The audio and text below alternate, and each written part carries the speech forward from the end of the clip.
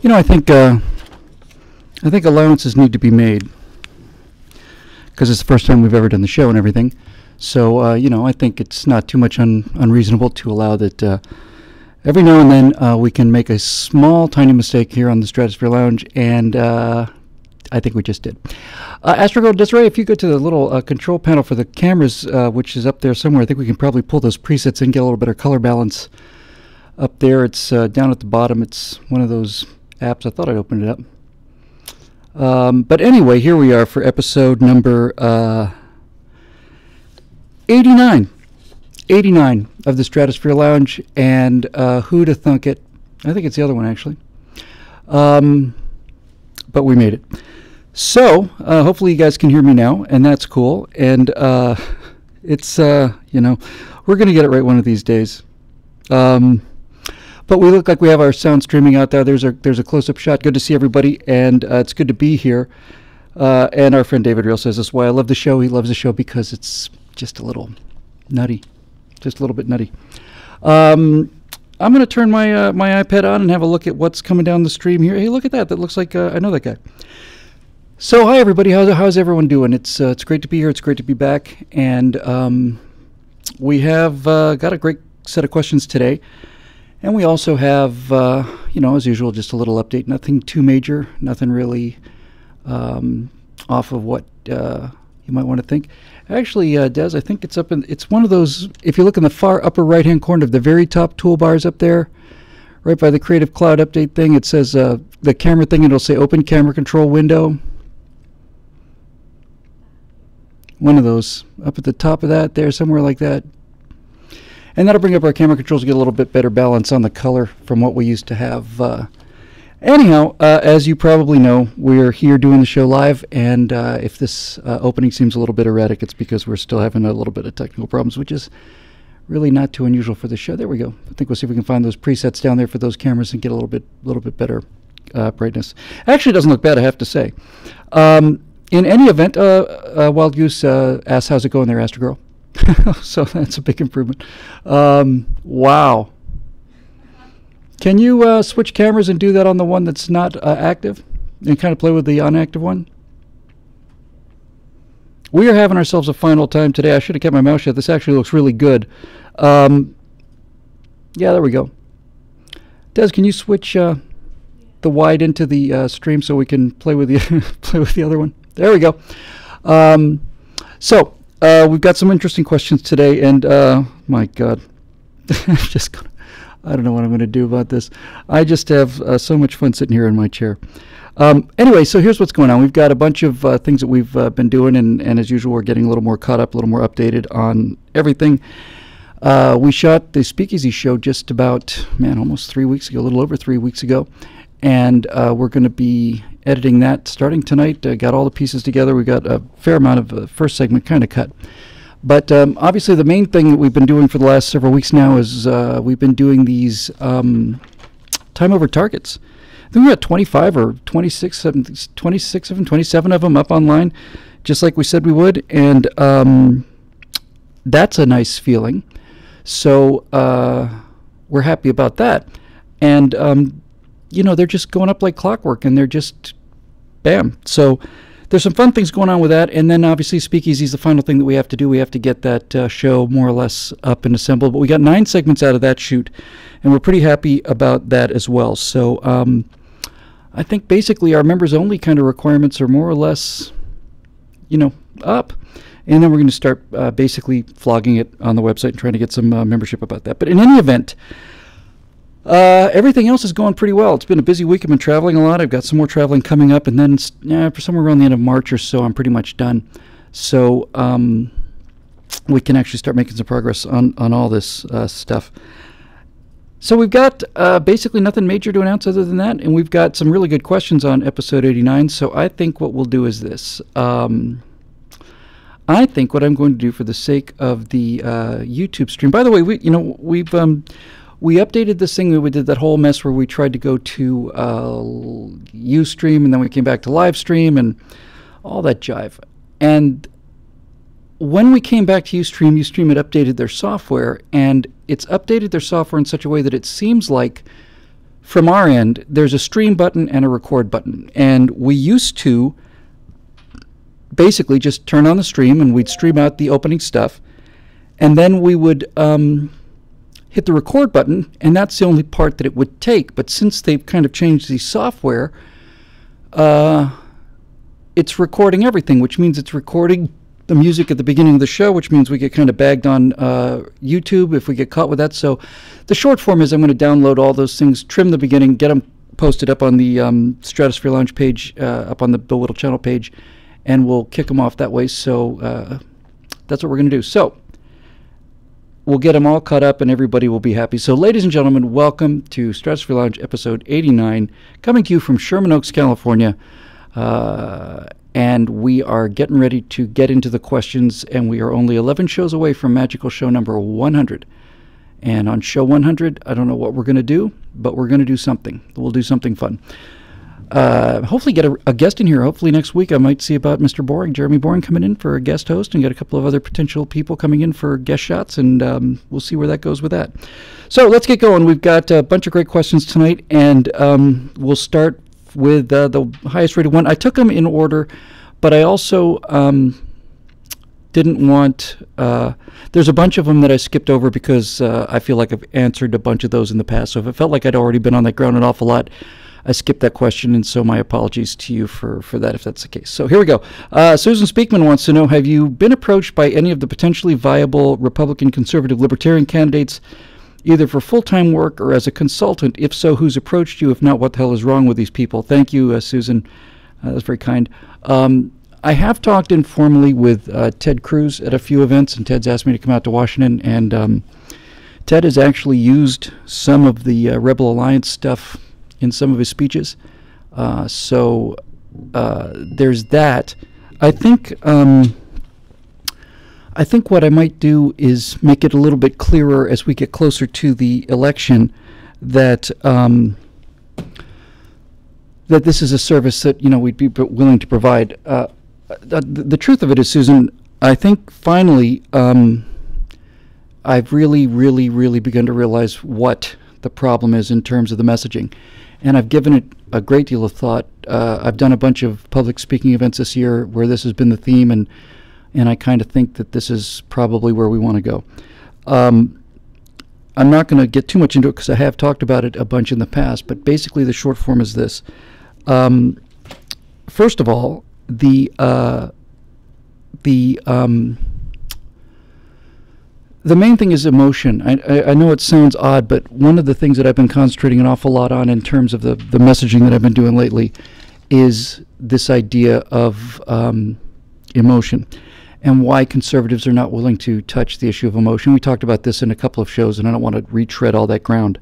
But basically, to answer your question about consulting for actual candidates as we get closer to the election, I get to spend the rest of this year, or certainly until the end of the summer, going to be honing that message to a pretty fine edge. The nice thing about going out on the road and doing speaking engagements is you get a real-time feedback of what's working and what's not, what people are really feeling connected to and what not.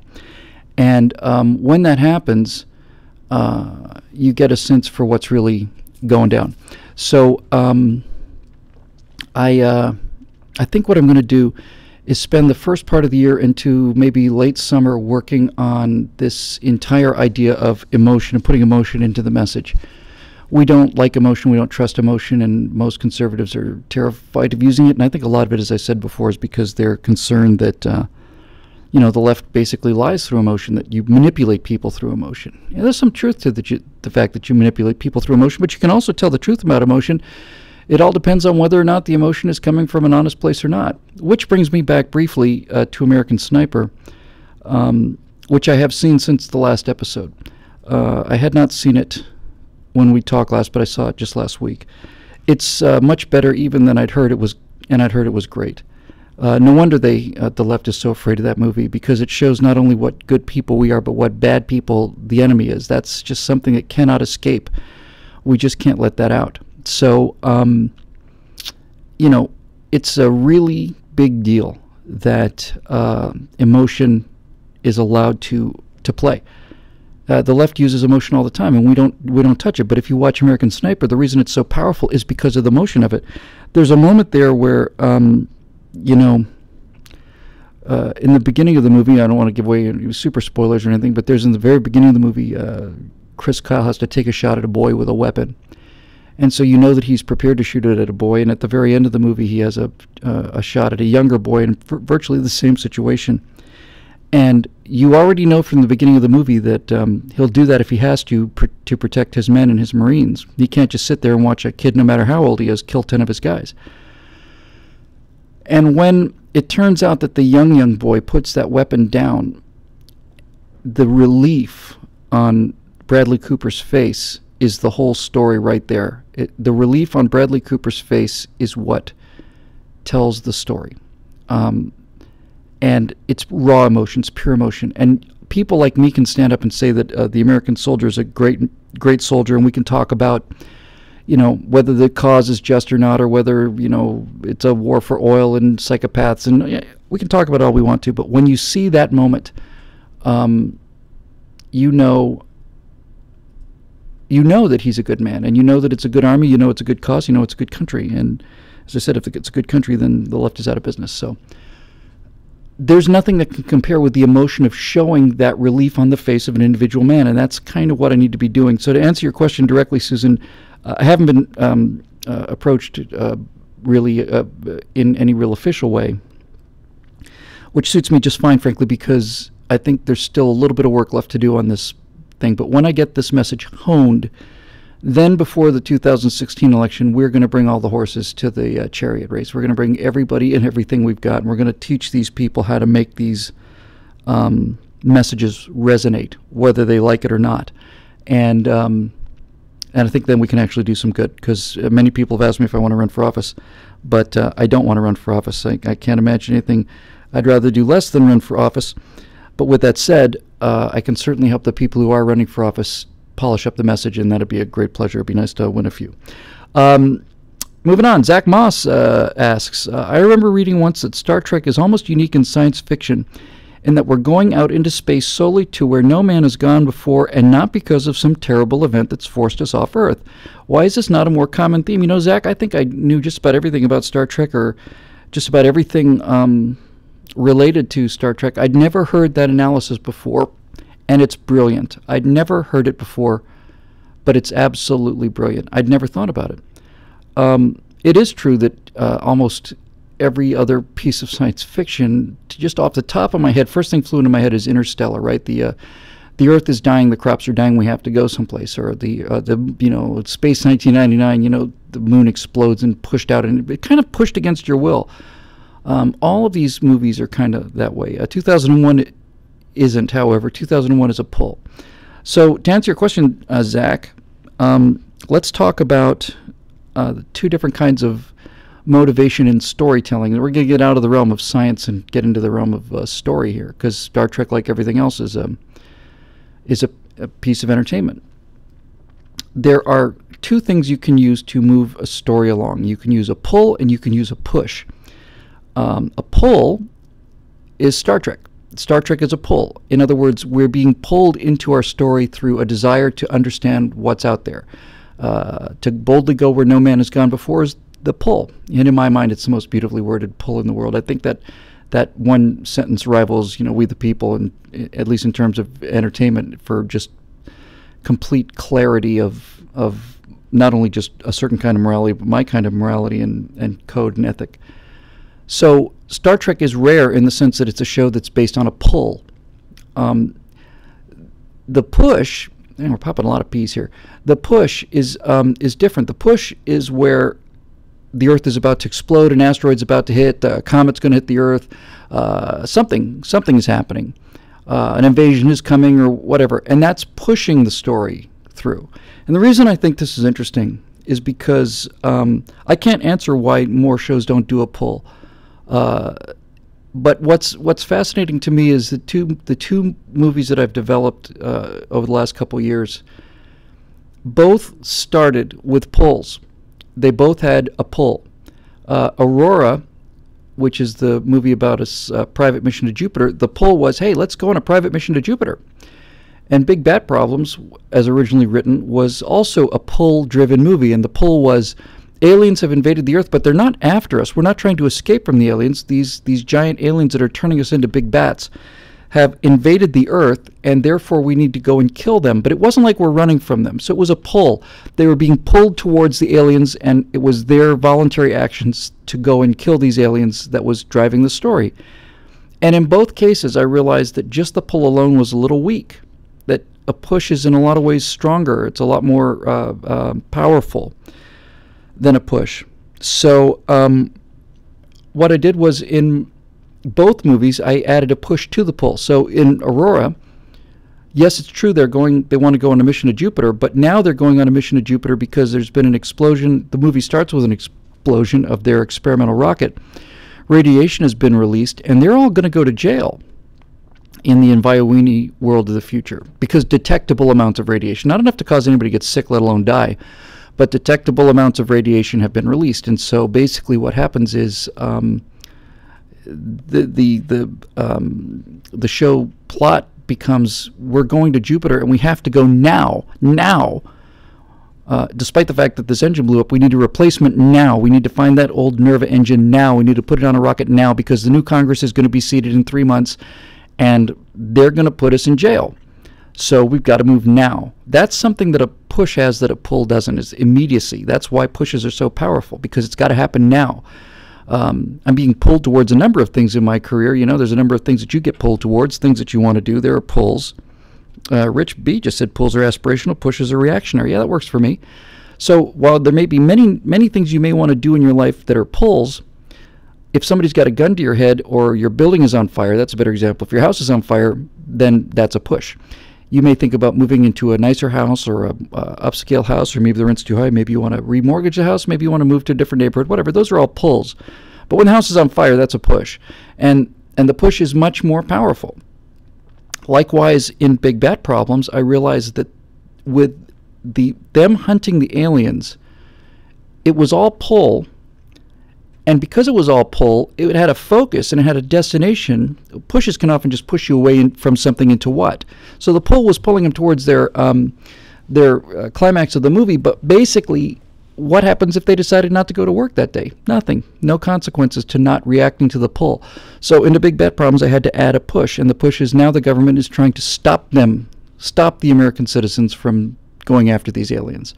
And as the conflicts increase and as these two forces meet, even though they're tracking down this alien nest, and the pull is pulling them closer to the climax of the movie, the fact is the push, which is basically this shadow international government, New World Order government kind of thing, is, you know, first it's trying to stop them, and then it gives them a warning shot across the bow, then it tries to kill them and almost does, then it opens fire and kills some of them, and then it's going to kill all of them. And it's a much more dramatic, much more powerful motivator, the push, than the pull. So anyway, it is great because the benefit of the pull, there's obviously, we talked about the benefits of the push. The benefits of the pull are, a pull, as he said, is aspirational, which means that there's a purpose to a pull. A push is often like, get out of the building. Okay, well, what does that tell you? The building's on fire, get out. So it's immediate. But the push doesn't really tell you anything. It doesn't tell you what kind of person you are. Everybody's going to want to get out of a burning building, and where are you going? That's not really driving a point. And since I'd never really given this any thought until we started taking this question and started talking about it, so it's kind of all in real time for me, but basically, if you have a push and a pull, you get the best of both worlds. The pull is pulling the characters towards the focus of the movie and towards the kind of things that the writer wants to illustrate as a point, and the push is moving things along quickly. It's adding impetus and drama and tension and raising the stakes.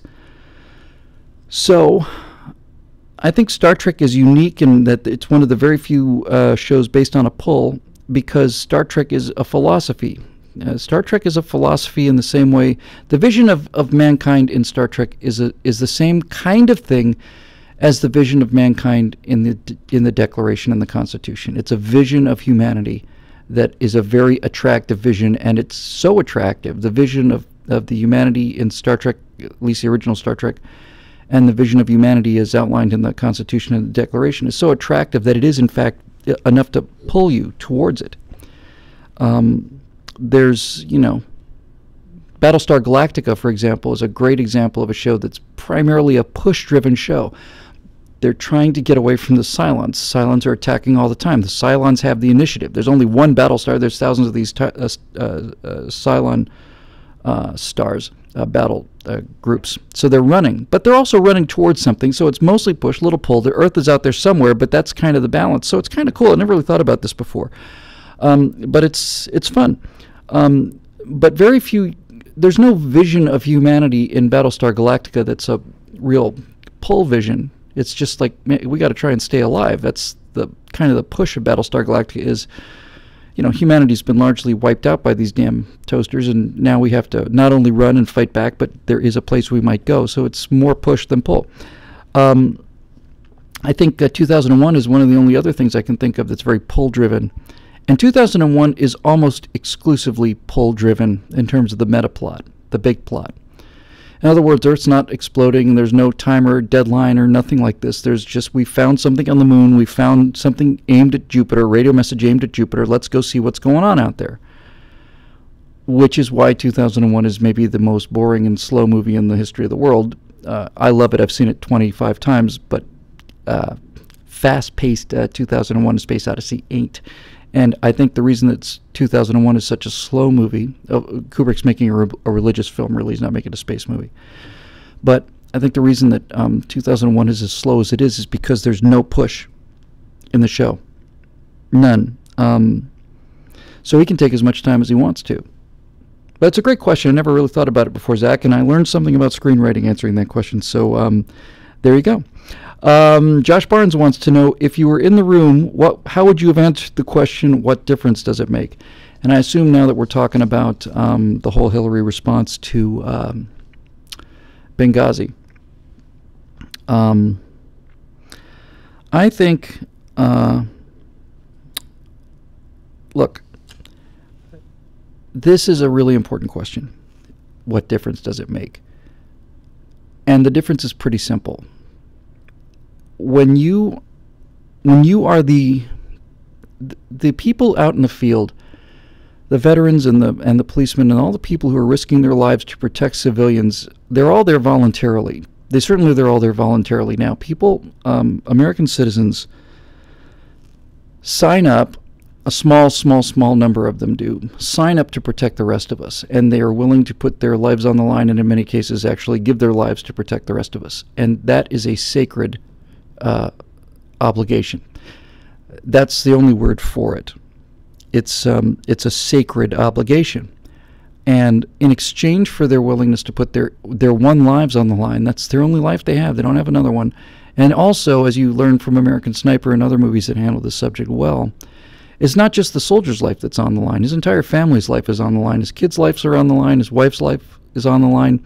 Not their lives in terms of their physical existence, but certainly there's a difference between having a dad and not having a dad, and having a husband and not having a husband. So that responsibility extends downstream to the relatives of the people that do this sort of thing.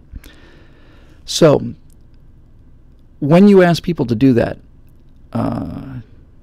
you have a responsibility to them, a big one, a sacred one. And when you ask people to go out into harm's way, my moral compass tells me that in exchange for them taking that risk, we have an obligation, a moral, ethical obligation to make sure that they have the best chance of coming home possible. So the reason the Benghazi is so appalling, I have to stress this again and again and again and again and again and again and again. I understand the fog of war. I understand that many things out there haven't happened. They don't happen every day, and then suddenly they do. So when I hear that Hillary Clinton reduced the security for Ambassador Stevens, despite his repeated calls for more security, that is a very serious error on her part. Very serious error.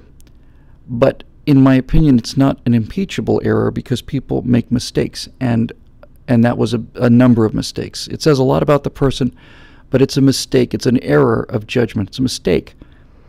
When, on the other hand, we have a drone over the consulate in Benghazi, and we can look down and see that 2 former SEALs are not running away from the gunfire towards safety, but running back to the consulate in order to help defend the ambassador and the American property, the American intelligence, the American territory, basically, is what an embassy is anyway. I don't know if a consulate is enemy territory.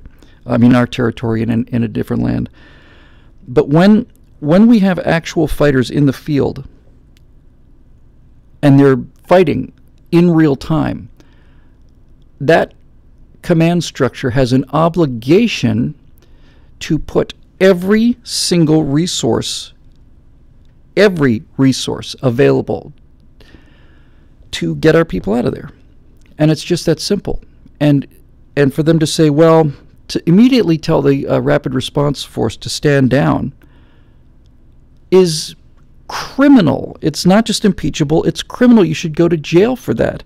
You know, they would say, well, the helicopters would take 2 hours to get there. Well, number one, it turns out these guys fought for 6 hours. So if we'd launched them when we first heard about it, we would have rescued those guys. But even if we didn't, you still have to go. You don't know how long they're going to be fighting. You just don't know. As long as they're alive while they're alive, you have to send the cavalry, because we have cavalry, and to not send it it's not just a crime. It's not just an impeachable offense. In my opinion, it is a mortal sin. It's a sin. It's a mortal sin against this idea of the obligation that these men have made. So that's why it matters. That's why what difference does it make is it's telling me that Hillary Clinton is utterly unfit to be commander-in-chief of this country or Secretary of State. Certainly Barack Obama was presumably part of the team that said stand down, although God knows who makes the decisions in the White House. But the fact is that Hillary Clinton and Barack Obama together were head-to-head on this issue. And we didn't go and rescue 2 men that were fighting for our country, fighting for their lives, on television, in real time, in front of their lives. And it's an unforgivable mortal sin by everything that I hold to be morality and decency and obligations of the government towards the people in the military. It's a mortal sin. It's not a trivial event. And it goes to character in a way that nothing else that these people have done ever goes to the character. It goes to the kind of people they are. And they're the kind of people who would say, basically, I would rather watch 2 of our soldiers or 2 of our civilian contractors, whatever you want to call them, I'd rather watch 2 Americans die, and plus the ambassador and another guy.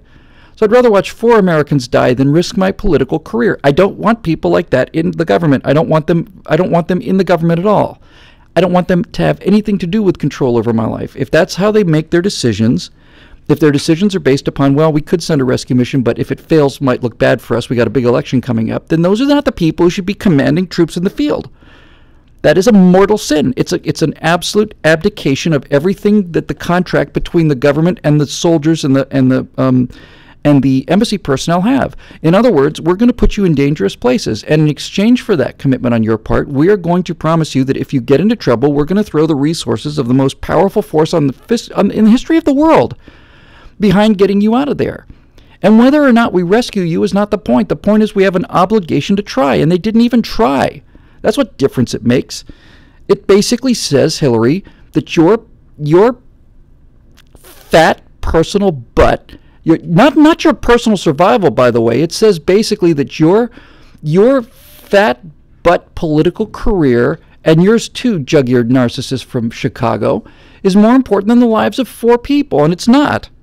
It's not more important. It's not more important. It's less important. It's a lot less important. If you don't understand that, then you don't deserve to be doing your job. Now, if it turns out that the president had dedicated a full, let's just say for the sake of the argument, let's just say that there are 2 men fighting for their lives, and I'm the president of the United States, and I authorize a response, and let's just say for the sake of the argument that 2,000 members of the response team are killed because the whole thing is a giant ambush. So now we've got 2,000 people killed instead of 2 people killed. Is this morally better? It absolutely is. Of course it's morally better.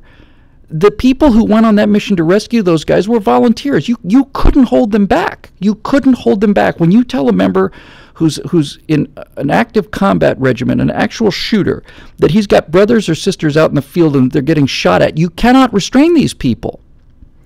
So I would rather sacrifice 1,000 people to rescue 2 people. I wouldn't kill them if I knew they were going to die, needless to say. If I knew it was an ambush, that's a different story. I'm not going to send people to die for nothing. I'm not going to put them into a meat grinder. But if somebody said, take a risk, send 1,000 people or 10 people or 50 people to rescue 2, of course I'd send them. I'd send them before. I'd be telling these people to get in the helicopters before the helicopters were fired up. But I couldn't be ahead of that because they're already in the helicopters waiting. That's why it matters. It tells everybody who's paying attention to this issue that Hillary Clinton and Barack Obama are more concerned with their personal political careers than they are with the lives of the military men and women in the United States Armed Forces. That disqualifies them from commanding those forces, period, full stop. There you go. That's it. Hello, Conson wants to know, have you come up with any tactics or even strategies for K-selected conservative politicians to use so that they can exploit the rabbity minds of our selected liberals? And we haven't done RK for a while, and we're not going to do RK tonight. I'm going to do another probably RK show because I need to reread the book. But basically, for those of you who have not been following along, because we did, I don't know, 6, 7, 8, 9 of these in a row when I first read the book. R and K are 2 terms used for survival strategies, and not just among humans, but among virtually every organism in the world. It's based on an equation that basically says that when you want to find out how rapidly a population will fill with any particular species, their equation's pretty simple, and the 2 limiting operators are R, which is the reproductive rate, how fast the animals reproduce, and K, which is the carrying capacity of the environment. So the shorthand of this is, if you are an R-selected species or an R-type individual, you're going to go for low quality, high volume. You're going to want large numbers of rabbits, and if one rabbit's more competitive than the other rabbit, fitter than the other rabbit, it doesn't matter, because the R strategy only works where there's abundant food sources. So if you imagine an endless field of clover, it's a waste of time to breed and then train fit rabbits, because in the time you're trying to make your 1 rabbit or your 5 rabbit children more fit than other rabbits, the other rabbits are eating and making more rabbits. As long as resources are infinite or appear infinite, R wins. If you have a petri dish full of growth broth, beef broth basically, bacteria are going to get in there, and then the faster they breed, the more they're going to eat the stuff. They don't care. It's a survival strategy based on abundance. K, on the other hand, like wolves, are K-selected species or K-selected individuals are competitive because resources are limited. And if resources are limited, then competition matters. And the more fit you are, the more you're able to take advantage of scarce resources. So in the K environment, it does pay to breed fit children and invest in them, because if you don't, then they're going to be killed by fitter children, and your genes are out of luck. So that's a short form of R and K. So the question is, how do we get conservative politicians? Because conservatives are K. They're competitive. Capitalism is competitive. America's a competitive country, and all of the world-leading qualities that we have as Americans are a result of our competitive nature. And humans generally are pretty K, but Americans are self-selected Ks. All the Ks in the world, basically, the most K people on the planet got together and said, hey, we need to go find some place where we can be left alone and not be fooled around with by the rest of these crowds. So America's the land of the free and the home of the K. And now, as we get into a world with endless resources, or resources that appear endless, the whole society's turning R, and that's why you hear people say, well, why can't we have free health care? And you try to explain to them that health care isn't free, and they just say, well, of course it's free, just have the government pay for it. When people start thinking that the government is a source of revenue rather than a consumer of revenue, then the world, to most people today, looks like an endless field of clover. If we need more money, or which means more food, just print more. Just make more money. What's the problem? Print more money and give everybody free health care. The rest of us who understand that money comes from work and taken from people, that the government doesn't produce any wealth, then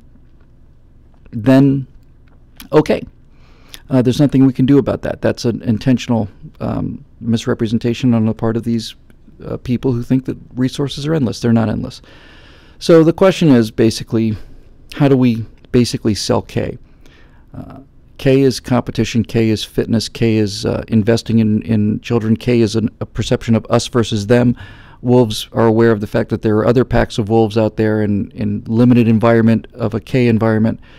Two packs of wolves occupy the same territory. Pretty soon there's only going to be one pack of wolves because there's not enough food for two packs. So the packs are going to fight, and whichever one survives is going to be the strongest, and that's going to be the one that gets the food. So we've got two ways we can deal with this, Alla. First of all, the first thing you have to do when you're dealing with these R-type socialists is you have to mock them, and you have to knock what they perceive to be their weapon out from underneath them. Why is it that these slackers and layabouts and cowards are taking over the most free, armed, aggressive society in the history of the world? Well, they're doing it because we're letting them, and the reason they're letting them is because they understand how the K-mind works. The conservative K-selected mind is bound by codes of honor and by respect for law. And the reason that Ks are bound by law and Rs aren't is for the same reason why wolves will have fitness competitions in order to mate, and rabbits don't.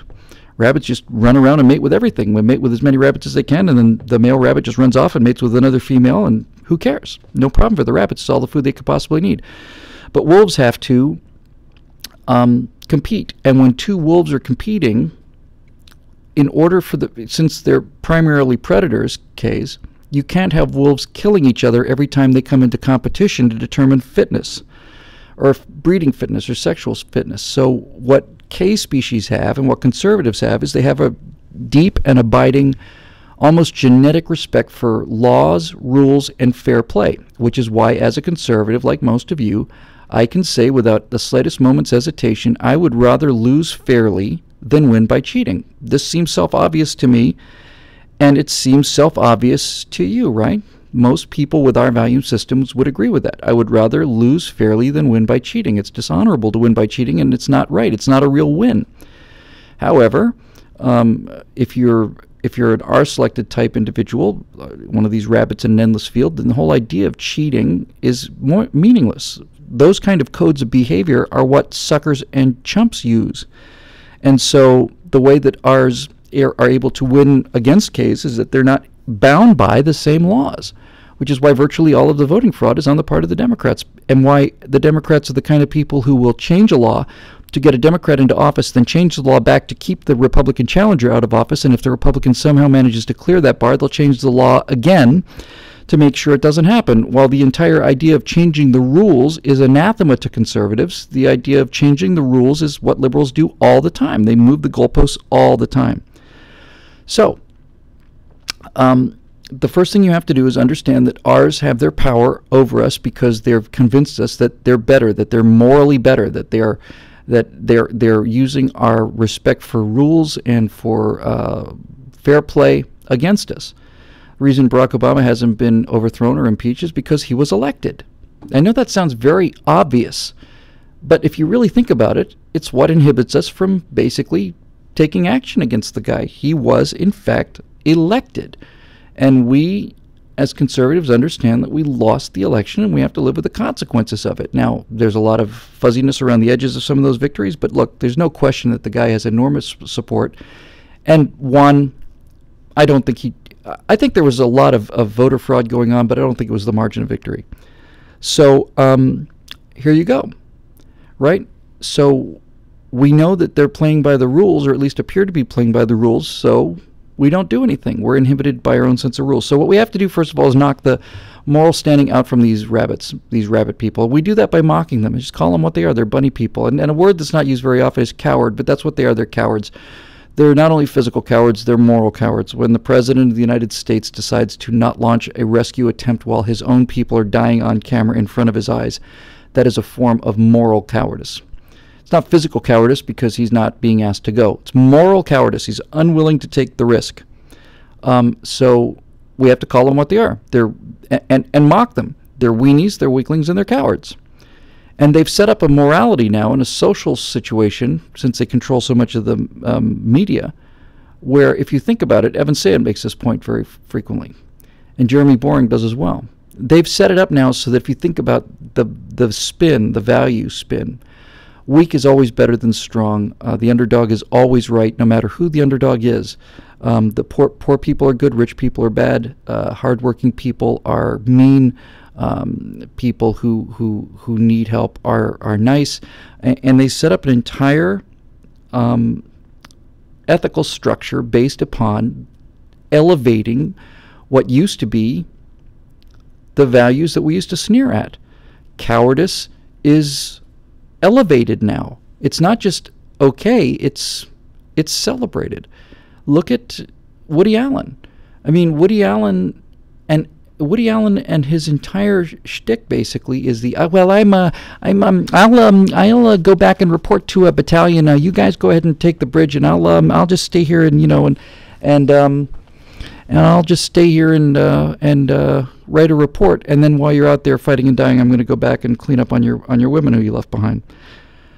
So they have to be mocked and have to be called what they are. They're cowards and they're weaklings and they're weenies and they're losers.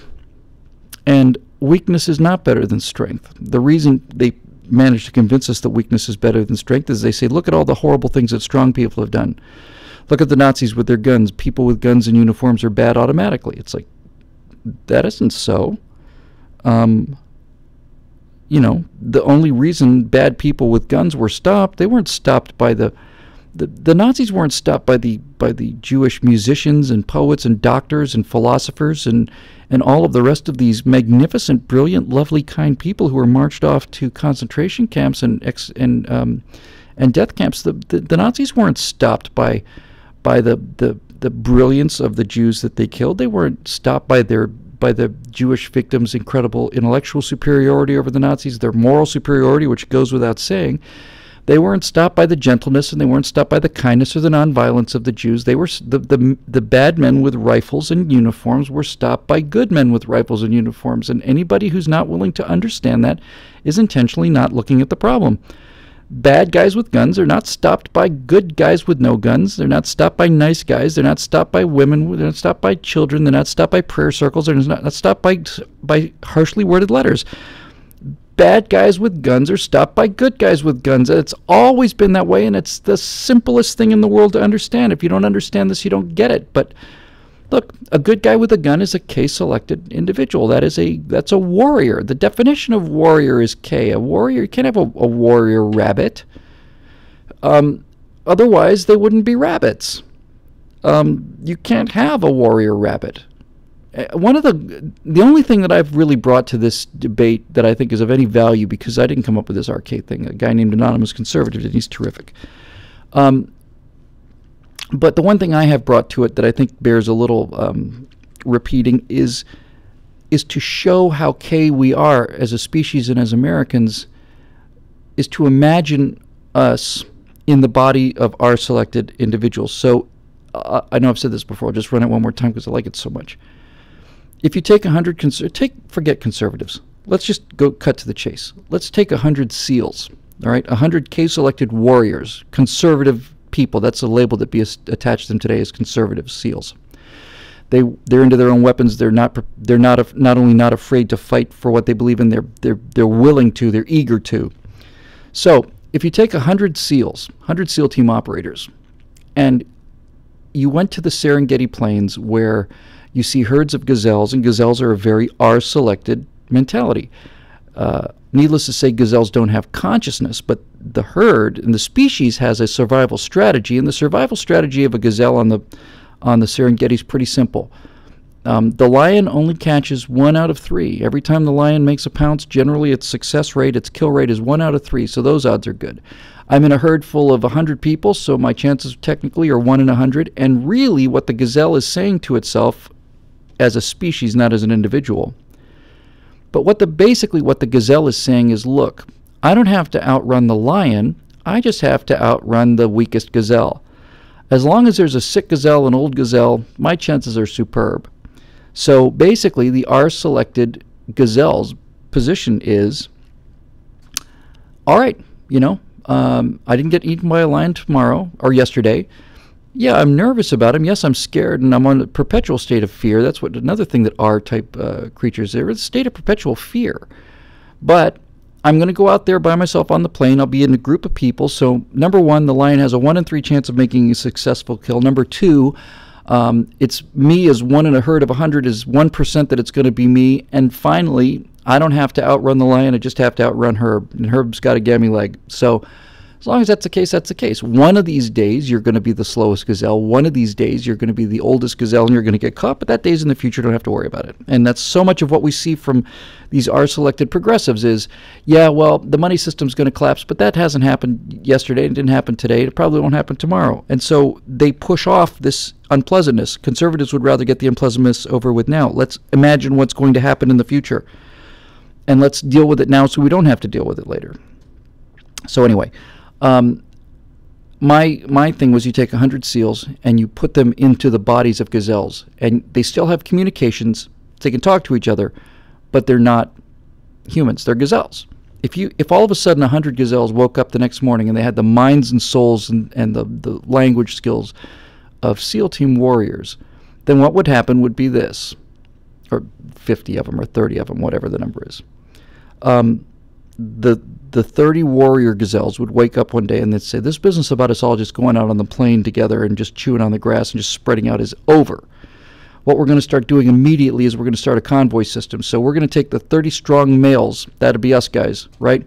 And we're going to circle the females, and inside the females are going to be the weak and the old, and inside the weak and the old are going to be the young.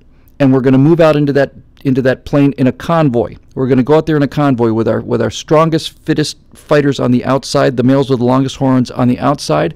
We're going to move as a convoy. We're going to protect the weak. We're going to protect the women. We're going to protect the children.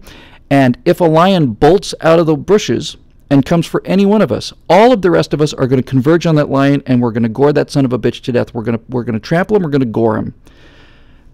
And we're going to keep doing this until there aren't any lions. Now, some of us may go down, and that's fine, but a lion may be on the back of you, Jim, and while that lion's on your back gnawing away at you, Jim, the 29 rest of us are going to put our horns into that damn lion, and we're going to kill that lion. And then when that lion is dead, then we're going to go find that lion's cubs, and we're going to go trample the cubs. We're going to kill the cubs, because then we don't have any more lions, then we can relax.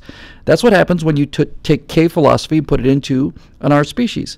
So you have to mock them for being weaklings and moral cowards and all the rest of it. And furthermore, you have to understand that we are a K-selected species, which is why American Sniper is doing record business, and films that portray our soldiers as non-warriors, like Redacted, isn't doing well. See, this is the great advantage that we have, and we never talk about it. How incredibly K our society is. And the way you know this is because these giant weenies like Matt Damon and George Clooney and Jamie Foxx, these guys are talking about gun control and glorification of guns. The only reason we know these guys is because they carry guns. The reason people go to see James Bond novels is because it's a tough man with a gun and a beautiful girl trying to solve a problem against evil.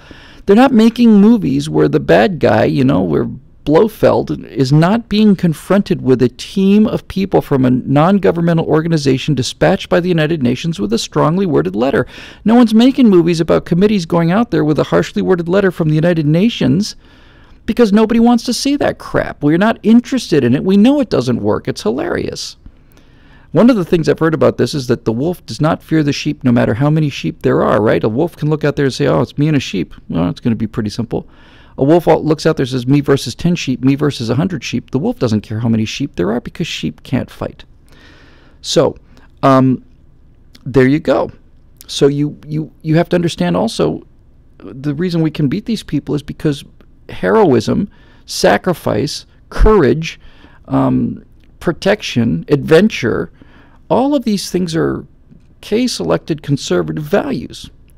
We don't go out on adventure movies. We don't go to action movies. We don't go to horror movies to see committees of aged lesbians walking out there with a petition. We go out to see young men with guns fighting bad guys. Boom. So that's how you can do it, and I think it can be done. Hey, look, it's Allo Colson again. Conson, rather. Excuse me, Allo. He says, somewhat related topic, he says, the U.S. Army is allowing women to attend Ranger training. Given the limited number of available billets for Ranger training, the constant need for fresh deployable special ops troops, the far lower likelihood that females can pass the course, the expense involved in Ranger training, the expense involved in modifying facilities to accommodate females, and the laws against women in direct ground combat, is this a defensible position by the Army? What if the standards for female Ranger candidates are relaxed in any way? ? And then he included a link to something that basically said the pass rate for women in Ranger training is 19%. I would like to know what the pass rate for males is, frankly, but presumably it's much higher than 19%. All right, so this is a serious issue, and it's a little more nuanced than it might seem. I originally didn't think that women were going to make very good combat pilots, and I was wrong about that.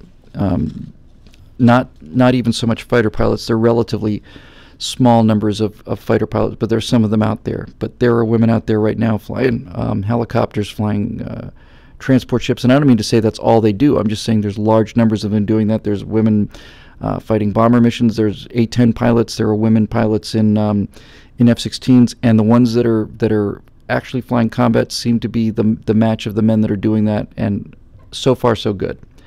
I was just wrong about that. That's all there is to it. When I say wrong, I mean wrong 10, 15 years ago. Now, when women are, there's a couple things you have to understand about humanity to deal with this question intelligently.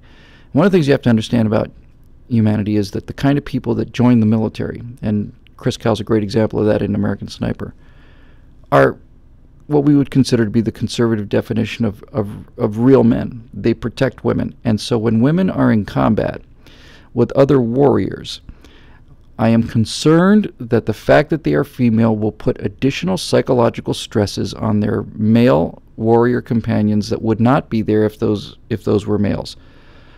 I'm concerned. I'm not saying I have the answers. I'm saying I'm concerned that men would take risks to rescue women that they might not take to rescue men, that they might make decisions based on this hardwired genetic desire to protect women. I haven't seen any evidence of this either way. So I guess so far, because this is a complex argument, you're going to get a complex question, you're going to get a complex answer. If we're talking about A-10s or something like that, let's say, an A-10 pilot who's a woman is doing the perfect equivalent of an A-10 pilot who's a male. She should have a right to serve her country just as a male should, and so far so good. When that pilot gets shot down, the thing starts to get a little bit dicier. But now we're talking about, let's talk about actual ground combat. I can understand and see a world where women combat troops are as lethal as men are in terms of their ability to put rounds on a target. I have become quite convinced that that is the case, that there's nothing limiting women from being able to be as effective soldiers as men are in terms of operating weapons and putting a world of hurt on our enemies. However, it is also undeniable, and I mean undeniable, that women cannot match men in strength, and not even close. We've had this conversation before. It was one of the big wake-up calls of my life to realize that if you take the fastest woman in the Olympics, in the history of the Olympics, the fastest time ever run by a woman in the Olympics, in the world ever, all-time fastest 100-meter dash for a woman, there's not a college track team in America that doesn't have several men that run faster. That most high schools have boys that can run faster than the fastest time of a woman ever. And in terms of lifting weights, there's a similar disparity between men and women. So here's one thing I can state with confidence in terms of this argument. Here's one place that I don't think there's any place to retreat back from. If the physical fitness standard for Rangers is the ability to carry a 200-pound person, that'd be a soldier and his pack, let's say 250 pounds, carry them 100 yards out of combat, whatever the requirement is, and I don't know what the standard is, then there's going to be a very, very, very small number of women, probably 2 or 3 or maybe even 4 standard deviations from the norm, that have the physical strength to do that. If it turns out that they can meet those physical requirements without lowering the standards, then we go to the next step of the argument, which I'll deal with in a second. But if they can't, then that's the end of the argument. If you are basically saying to me that in the interests of social justice or political justice or the equality of women to serve their country or whatever other excuse you want to use, if you're telling me that a squad of 10 soldiers, 2 females, are incapable of carrying the other ones out while they are capable of carrying those out, then all of a sudden you are getting into very dangerous territory. I'm not willing to sacrifice the lives of soldiers to make a political or social point. I'm just not. I don't think most soldiers or families of soldiers would want that either. If it turns out that the standards for Ranger training are such that women can only get past them at 19% or whatever, that's the reality of the ground game. That's the way it is, folks.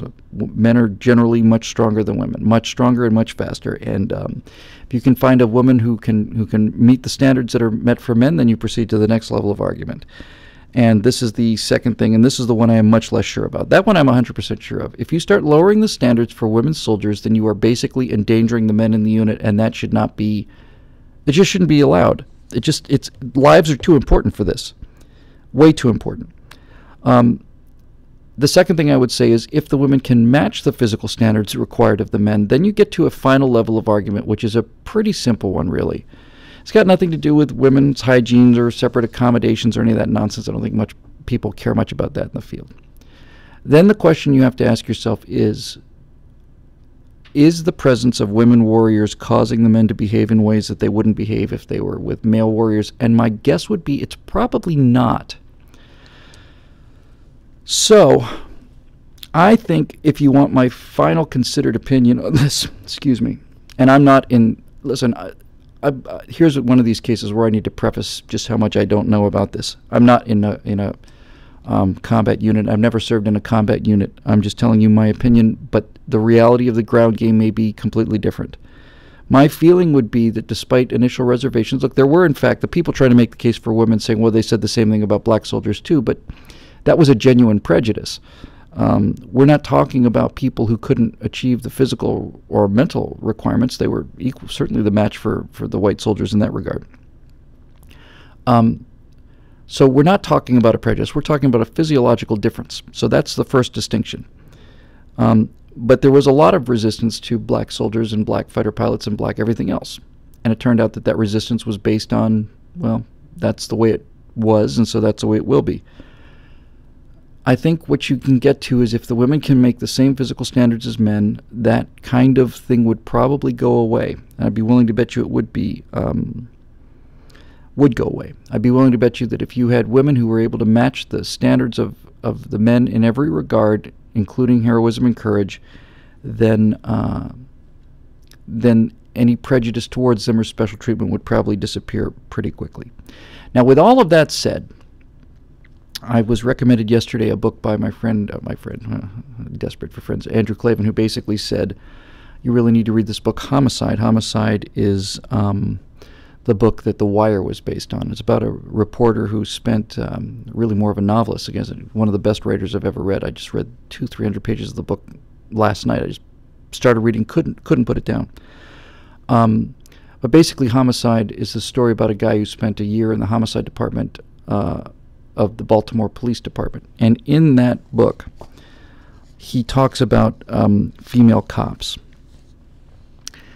He talks about the police's response to female cops. And it wasn't very positive.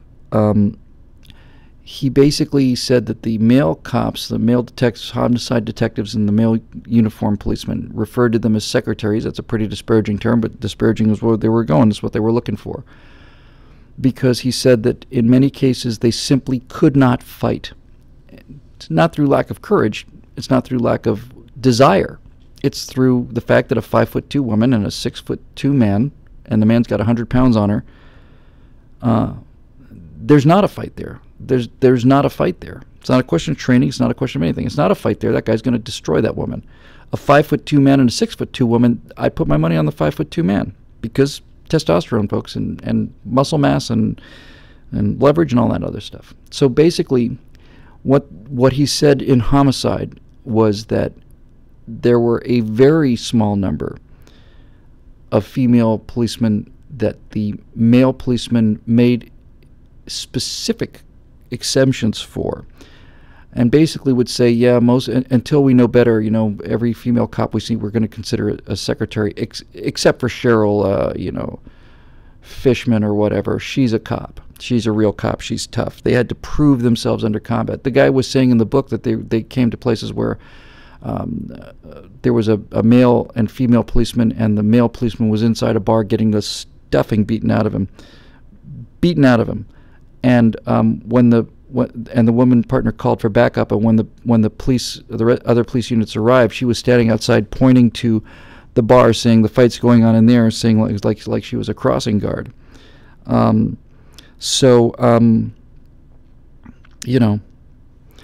Look, I can sum this up now, having worked it through in my head. I'll tell you my personal opinion until I hear otherwise from people who have been there on the ground and can make a better case for this. But until I hear otherwise, I'll tell you how I feel about this. I think all women who enlist in the military or join the Army should have a chance to try out for Ranger training. I think that women have the ability to not only the ability, they have the legal right to live their lives and do the things they want to do just as much as men. And so my personal position would be that women should be allowed to try out for Ranger training, and that their selection should be no different than men, that the selection process for Ranger training should be absolutely race blind, colorblind, and sex blind. In other words, the form is the form, and if you are saying that the military is setting aside a certain number of positions for women, I got a problem with that, major problem with that. But if women are non-selectively being allowed to try out for the Rangers, and they go to the same school as men, on the same obstacle courses of men, and can match the same physical requirements as men, then I don't see any reason why they shouldn't be allowed to be Rangers.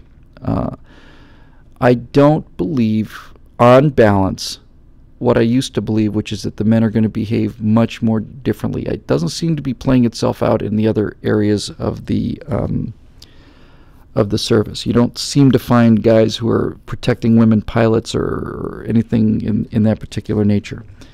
I'm willing to be talked out of this by people who've been there, but unless you've been there in the field and you can make a better case than that, I think that is overriding. However, we all know what's really going to happen, right? We know that what's basically going to happen is they're going to try and basically say, well, women should have a right to fight for their country too, therefore the men's standards for Rangers will be this many push-ups and this much of a carry, and the women's standard will be this, and if we get into that place, then people are going to die. So there you go. So I hope that's clear. My moral and ethical position on this is pretty straightforward and consistent. Absolutely believe that women should have the right to do any job that a male does, but they do not have a right to do so with a different set of circumstances or standards if those standards will impact the safety of the men in the unit. In other words, if it turns out that they cannot match the physical standards required of men, then they scrub out, they fail. And if you look at bell curves and standard deviations and statistical distribution of any particular trait, intelligence, strength, speed, whatever, you will find that men are significantly stronger and faster than women. But with that said, the top couple of standard deviations of women will in fact be as capable as men in many areas. And if that far right tip of the bell curve is able to cross the line into the standard for men, then by all means let them be soldiers and Rangers. And that's my attitude on it. Let's see, we got a few more to go. Let's see if we can pick up the pace here. Yeah, we're doing all right on time. Raphael Lipovitz says, your thoughts on Obama's anti-Israel stance, especially his inability to call terrorism terrorism and name radical Islam, and his recent gaffe, Freudian slip, regarding the Paris terror attack. As you know, he said not too long ago that some random people, or some people, just some extremists or zealots, I think he said, just randomly shooting up a place. Well, that's an interesting statement for the president to make, because what happened on the day of the Charlie Hebdo accounts, according to my understanding, I'm not terribly deep into this research on this issue, but during that day of the attacks, some of the gunmen went looking for a Jewish deli, I think it was, or some kind of Jewish business, looking for Jews, went in there and murdered them specifically because they were Jews. They were Islamic terrorists in France who went looking for Jewish-run businesses and went in and murdered them because they were Jews. So for the President of the United States to say zealots randomly shot up a business, then there are two sides to that equation, and both of them should have you very, very upset. The first part of the equation is when he says zealots, because they weren't zealots. Zealots, you know, Tea Party people, zealots. Packer fans maybe, or, you know, or maybe they were Patriot fans, you know, zealots. People who get excited. You know, those right-wing Tea Party people are kind of zealots. So zealots. When the President of the United States cannot say Muslim terrorists, he is sending a message. And the message is pretty clear. When he also says that randomly picked a business, then he's also saying that not only am I not willing to identify the attackers, I'm also not willing to identify the victims. And when you make a statement like that, you learn everything you need to know about that man's value system. So, what it tells me, Raphael, is that he's on their side. I know that sounds like the kind of thing that makes liberals' heads explode, and go ahead and explode. I don't care. By the way, I didn't mean to call you liberal. That's a compliment you don't deserve. Progressives or statists or collectivists or leftists or whatever. How can you say that? I can tell you very clearly how I can say it. If somebody asked me what happened on that day, I would have said Muslim terrorists went in and murdered Jewish civilians. Because that's what happened. That's why it happened. It wasn't random. It wasn't accidental. The purpose of the event, the reason it's on the news, is because Muslim terrorists went looking for Jewish civilians to murder. And that's how I would describe it, because I don't have any problem with that. Am I saying that all Muslims are terrorists? No, I'm not saying that at all. But I can count, I can add, multiply, and divide, and I can put together sentences, and so on and so on and so forth. And so when I say that, I'm telling you, the president is on their side. He's not on the side of tolerance, because if he were on the side of tolerance, he would say something like, Muslim terrorists murdered Jewish civilians, and we mustn't assume that all Muslims are terrorists. But he didn't say that. And furthermore, when right after the attack, all of the leaders of the civilized world stand arm in arm in the streets of Paris against Muslim terrorism, including Vladimir freaking Putin, and the one person who's not president is the President of the United States of America. That's telling me not only that he had a golf game that day, it's telling me more than he was busy, it's telling me more than he doesn't care. When every single leader of the free world is standing arm in arm in the face of this kind of massacre, for him not to be there is sending a message. He's sending a message. And the message is, I do not condemn this kind of terrorism because I'm on their side. There's nothing else. You can't explain it any other way. There is no way to explain it. Now, I'm sure that Barack Obama, on some conscious level, I'm not sure about this actually, I assume, that on some level Obama is basically saying, well, look, if I go and stand there, then the American people, who, as we all know, especially those right-wingers, are just a hair trigger away, that far away from murdering every Muslim in America, dragging them out by their hair and just shooting them in the ditch. He may think that's what we think. I suspect he tells himself that. But look, let's not kid around. I mean, it's not like we don't know these things, right? It's just everybody's afraid to say it. So let's not kid around. What do we know about this president? We know that his mother and his grandfather were communists. We know that Dad put mom's name Stanley, by the way. Barack Obama's mother's legal name is Stanley Ann Dunham, because Dad wanted a boy. So we can start with how screwed up that is. Dad put Barack Obama's maternal grandfather put Barack Obama's mother into Mercer Island High School because it was the only high school in America in the late 50s that was openly teaching atheism and communism as a positive thing. So we know that those are his values. We know that his mentor, and I think a pretty compelling case can be made for being his actual father too, was Frank Marshall Davis, who was a communist pedophile. Boom. We know that that his Reverend Wright was an anti-American socialist agitator, and much more interesting is if you look into Reverend Wright, his kind of Christianity that he taught at Trinity Baptist was called I don't know, it wasn't liberation. Gosh, I forgot the name. James Cone was the inventor of it, and Cone basically said, Cone, who is, okay, so you got James Cone, who is the mentor of Reverend Wright, who is the mentor of Barack Obama. Cone basically said, we're inventing a religion that combines Christianity with Islam. And there you go. So we know that as a small boy, he moved to, was it Malaysia or Indonesia? I can never remember. I think it was Indonesia. He was registered as a Muslim in a Muslim school in Indonesia because Indonesia is a Muslim country. He said that his favorite sound in the world is the Islamic call to prayer. And look,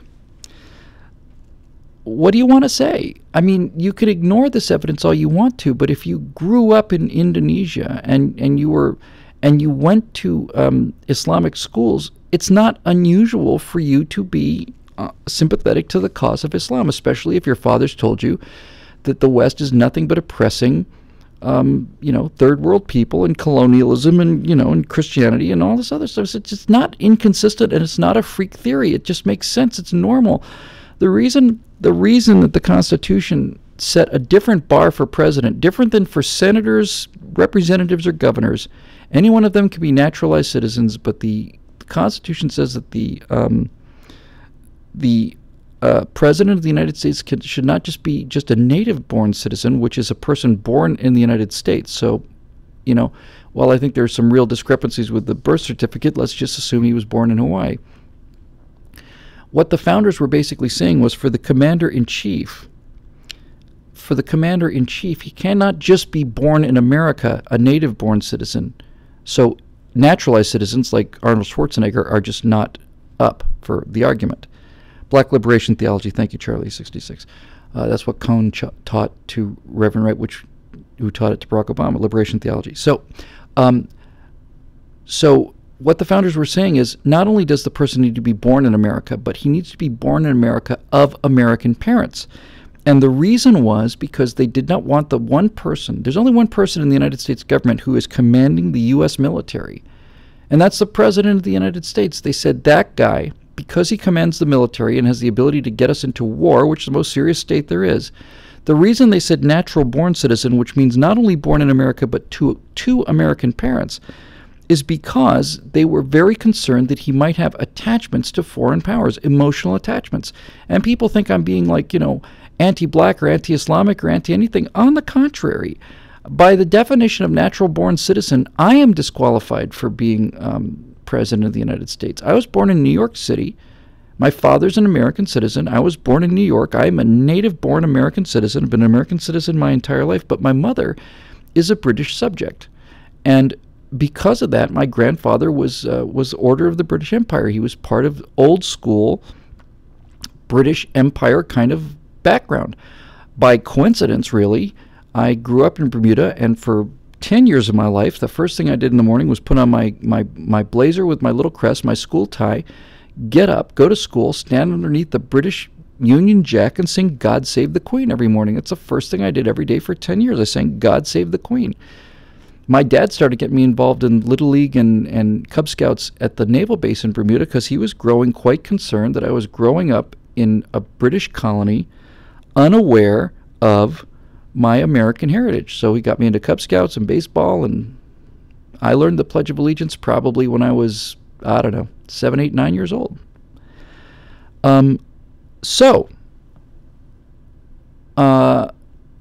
It's not unreasonable to assume that I would have sympathies towards Great Britain because one of my parents is British. And you know what?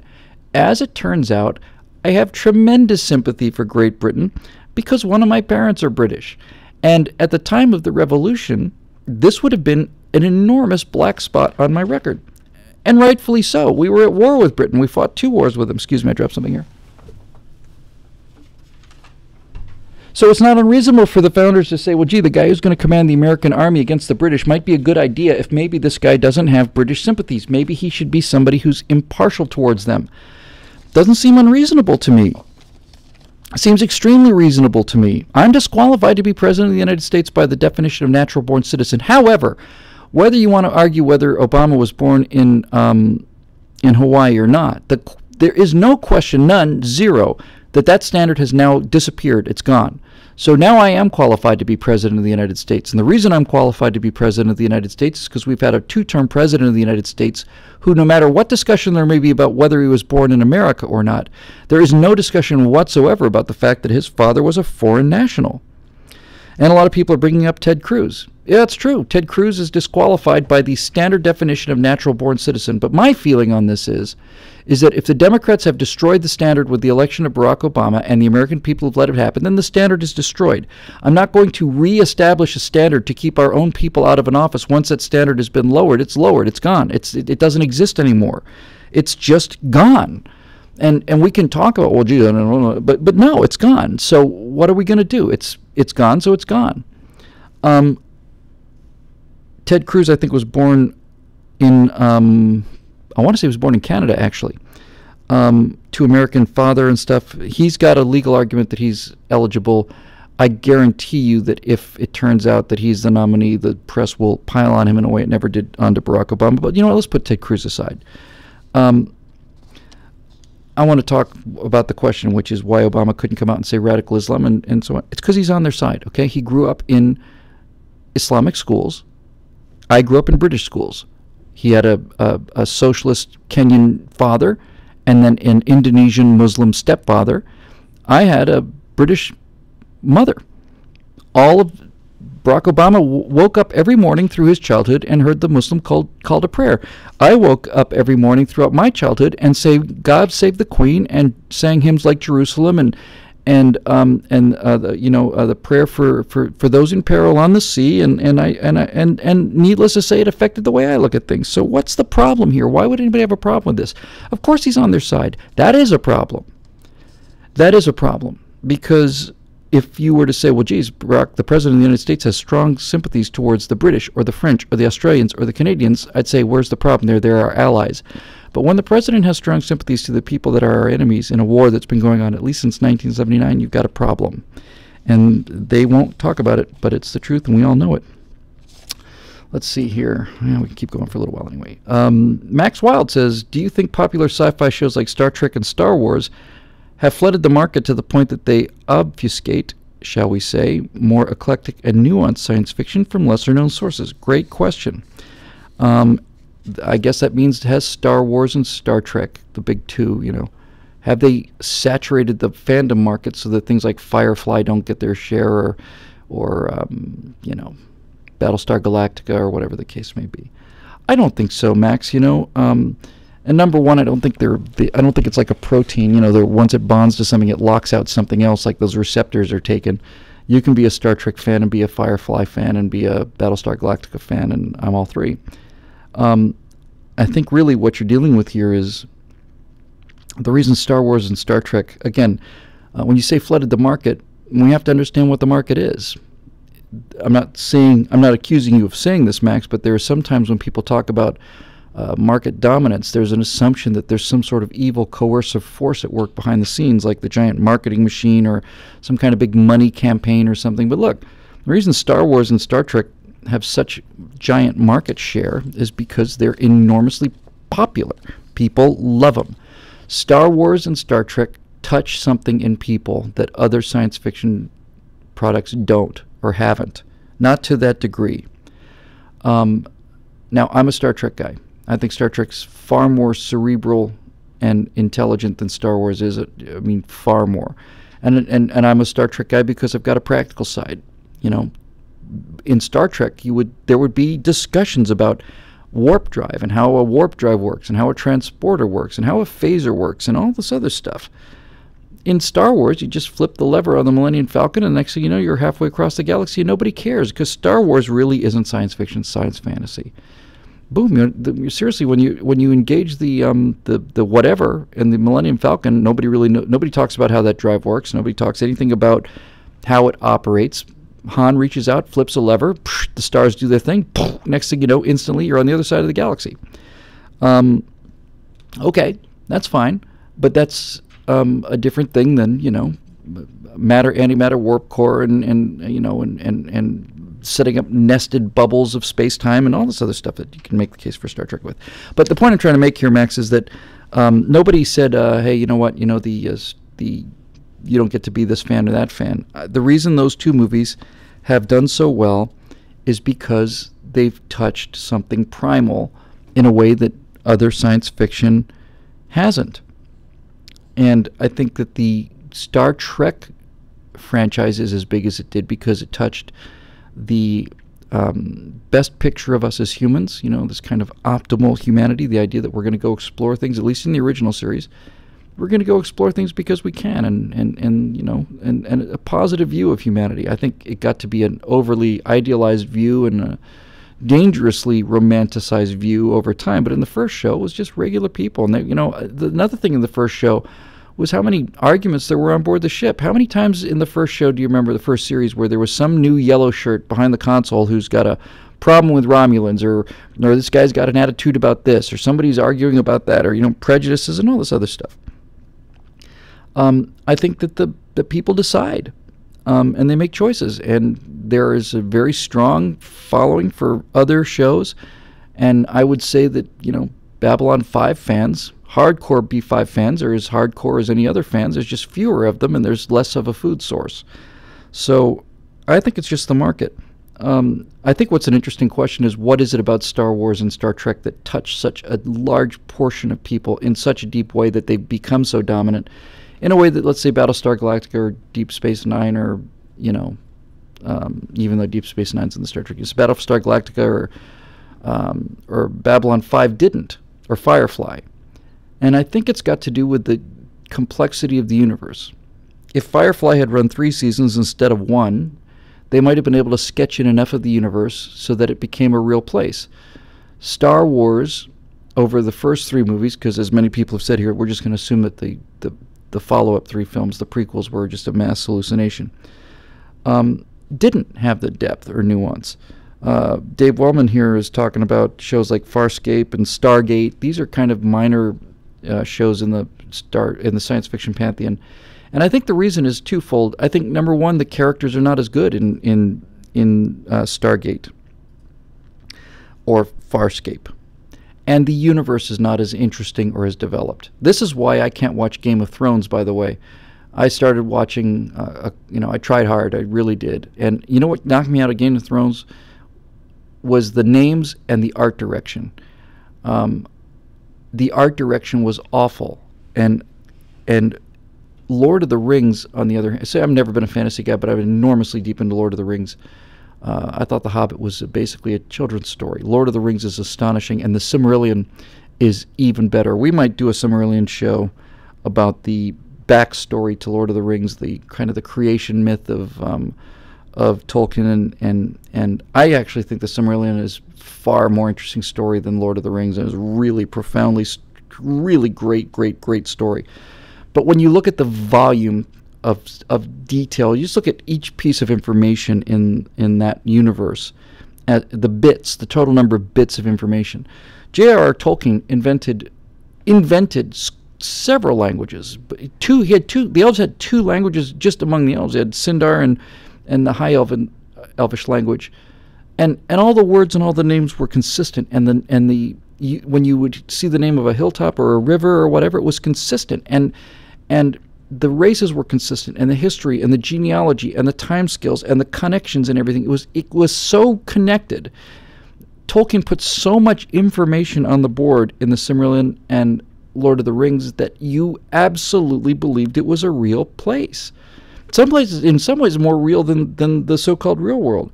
And it's that depth of background that makes a universe seem like a real place. And I think probably that's what Star Wars and Star Trek have in common, is that their universes are more real.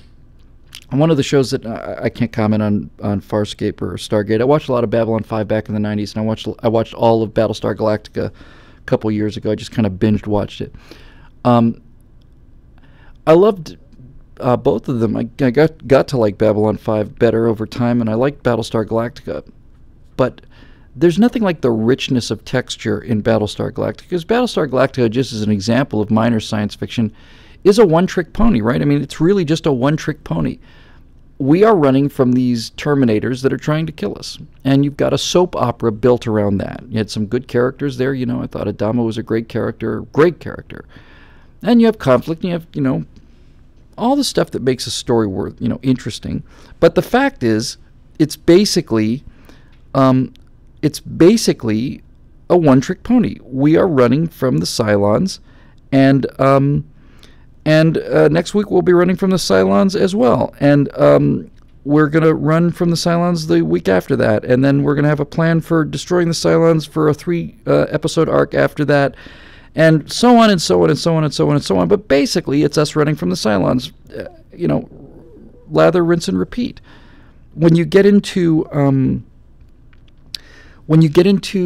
sorry, I just had a bunch of comments to catch up on.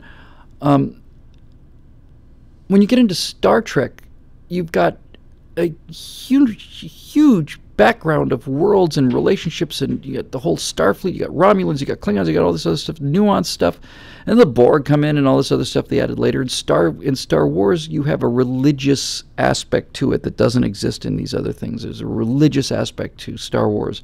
The Jedi versus the Sith. I mean, this is good versus evil. And so, you know, there's just a lot of stuff there. So I think basically it's just it's not a marketing thing so much, Max, as it's just people voting with their wallets, and people liked the humanity and the hope and the tech of Star Trek, and they like the adventure and the fun and the religious qualities of Star Wars. And when you get to Lord of the Rings, you're dealing on a level of very, very deep issues that is a lot deeper than what I originally thought Lord of the Rings was. I'd heard about The Hobbit or read The Hobbit, and I thought that the Lord of the Rings was a Dungeons and Dragons adventure. That's pretty much it, right? Dungeons and Dragons is what I thought Lord of the Rings was. The ranger and the elf and the wizard are going to go into the dungeon, and they're going to slay the dragon, and they're going to pick up 600 gold pieces, and then they're going to go into a cave, and they're going to slay the ice wraith, and they'll pick up another 400 gold pieces. I had no idea whatsoever that this was about fundamental human issues of good and evil, and pride, and will, and collectivism, and all sorts of things, which is exactly what Lord of the Rings and Summerlin is all about. Anyway, moving on. Todd Kinderman wants to know, you've got the ability to pick any aircraft, modern or historical, for your next plane. What is it and why? It is a Viper jet, and I cannot believe I didn't load that picture up. I meant to have one for you. We could knock this question down pretty quick. I'm going to assume that they're achievable planes, right? I mean, when I say achievable, there's a world where I could own a P-51 Mustang. There's a world where I could conceivably own a Spitfire, although it'd be a much tougher deal. But if I could buy an airplane tomorrow, it would be a Viper jet. And the problem with the Viper jet is it's an experimental aircraft built up in Tri-Cities area, up in Washington, up in Pasco. And if you just Google it, you'll see it. And the reason I like it is because it's carbon fiber. You know, a lot of people have said to me, you can get an L-39, which is a Czech-built trainer. It was a trainer for the Soviets, a bit like the T-38. And there are a lot of L-39s out there, and they're relatively inexpensive. But the Viper jet is different. The Viper jet doesn't look like a T-30. There's T-39 parked 50 yards from my hangar. Not even, probably 20 yards from my hangar doors, where I keep the Sky Arrow. And it's nice. It looks like a fighter jet. I just don't like it. I don't like the lines, and it's made out of, aluminum with, rivets and stuff. And the Viper jet's a carbon fiber aircraft. It's much, much smaller than an L-39, and it's a two-seater. It's 350, 400 knot airplane. That's plenty fast for me. Stalls at 78 knots, which means its approach over the numbers is probably 85, 90 knots. I flew a Velocity that had an approach speed of 80 knots, so that's well within my capabilities. And I like it. The problem is there's very few of them, and the ones that are available are out there. It's about a $500,000 airplane, round numbers, maybe a little more than that, depending on stuff. But needless to say, there's a lot of warbirds I'd like to have, but it's an honest answer to the question, I'd get a Viper jet. Two-seat, gorgeous, carbon fiber, beautiful, beautiful, beautiful lines. Very clean airplane, very manageable airplane. Now, if you'd ask me what I'd like to fly, I would love to fly a P-51. I think that'd be a lot of fun. I'd love to fly a Spitfire. I have to tell you, some of these new trainers, there's a new Korean trainer out there. I forget what it's called, a South Korean trainer. This F-50 maybe? T-50. I just saw just a couple days ago 2 Italian trainers, a T-100 and something right before that's like a T-365, something like that. Cool looking jets.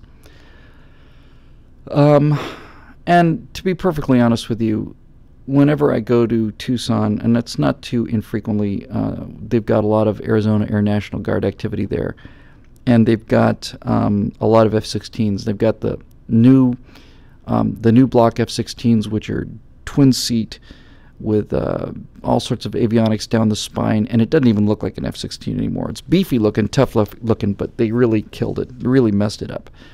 If you look at the lines of a F-16C, it's the most beautiful airplane ever made. And every time I look at an F-16 go by, it's like an F-16, classic F-16C. It's like, oh my God, after all I've done for this country, I think one F-16 plus, lifetime of fuel and maintenance is not too much to ask. So, yeah, if I could have one airplane in the world, it'd probably be an F-16. And if I could really realistically, if the question is if you could have anything, I think what I would probably get is an F-18D. Because I'd like to be able to take a passenger, and the F-18, the early model F-18 before they went to the square intakes, the 2-seat version of that is a fantastic airplane in terms of its looks. Just gorgeous. Long nose, but not long, thin nose. The line off of the canopy is fantastic. And the 2-seat F-16 just doesn't cut it for me. The F-15 is beautiful, but it's not. I mean, the F-15 is gorgeous, but it's not. I don't know. I'd either take the 2-seat F-18 or the F-16C if I could fly anything. But as a realistic option for me in my life, the Viper jet is up there. So if you haven't seen it, Google it, and there's a couple of YouTube videos, and it's like, yeah, make me very, very happy boy. We got 4 left. Yeah, we have time, I think. Time is crawling by here. Mona Lisa Foster says, the jury in the Kyle murder case has been seated, 10 women, 2 men. How do you think the makeup of this jury will influence the outcome? One of the great tragedies of American Sniper, of course, is that Chris Kyle was killed back in February, I think, of 2013. After the movie was over, I saw it in Sherman Oaks, the Art Like Theater. And of the many brilliant things that Clint Eastwood did in that movie, I don't know if this was, if you're maybe as aware of this as I was blown away by what Clint Eastwood did at the end of that movie. Clint Eastwood has a closing scene where they're showing a video of the parades for the actual Chris Kyle and all the veterans lining the road and the American flags and stuff. And then he does a credit crawl, and a credit crawl for a modern movie is a 12-minute experience. It's not, it's an army of people to make a movie these days.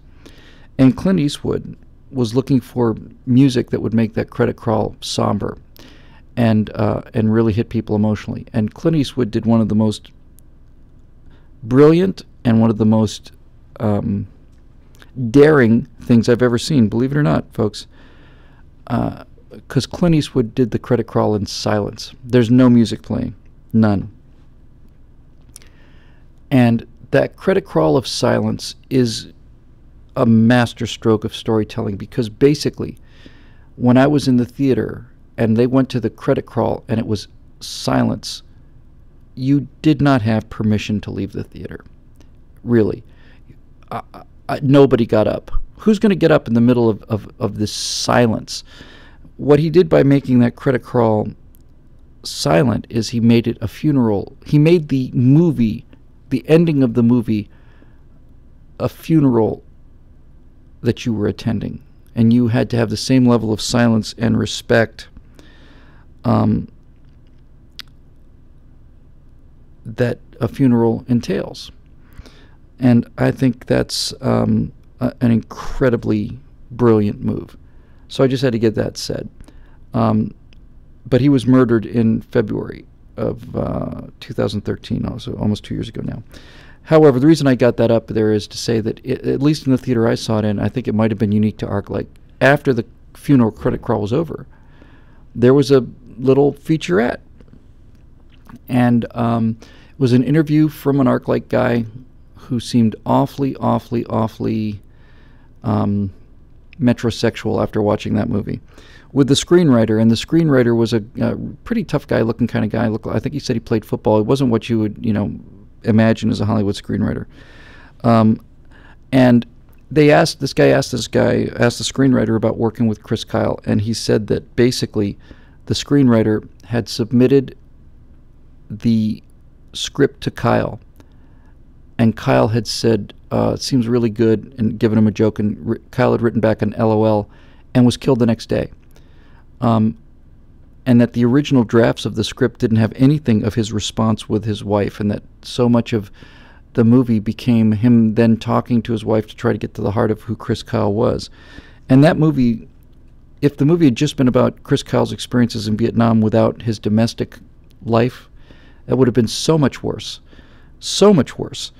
Because the thing that the romance with his wife brought to the movie was it brought home the cost. Not just the cost to his wife, which was enormous, but the cost to Kyle, the cost to him, what he paid, what price he paid in order to do what he did. So imagining the movie without that, it would have just been a war movie. Still would have been amazing, but it was his humanity that made him so remarkable, and it's his humanity that made the film what it is. And without his relationship with his wife, without his soft side, you don't get to see any of that. And so it was an infinitely better film because of that. And then, the fact that the first draft of the script, which he approved, doesn't have him dying in the end, he said the first draft didn't include any of his work with the veterans because they didn't know anything about his work with the veterans. He was murdered by, I think, a Marine on a shooting range. And, that wasn't in the original draft either because he was alive during the original draft. So that made the movie better. I only say that just to get to this question about the murder case. 10 women, 2 men. Mona Lisa, there's a suggestion there. I'm not saying you put it there, but there's a suggestion. Oh, I guess you did put it there. That maybe women won't be able to make a judgment on this. And I don't know if that's true at all. This is one of those things where, sometimes strange experiences, personal experience will open your eyes to genuine preconceptions. I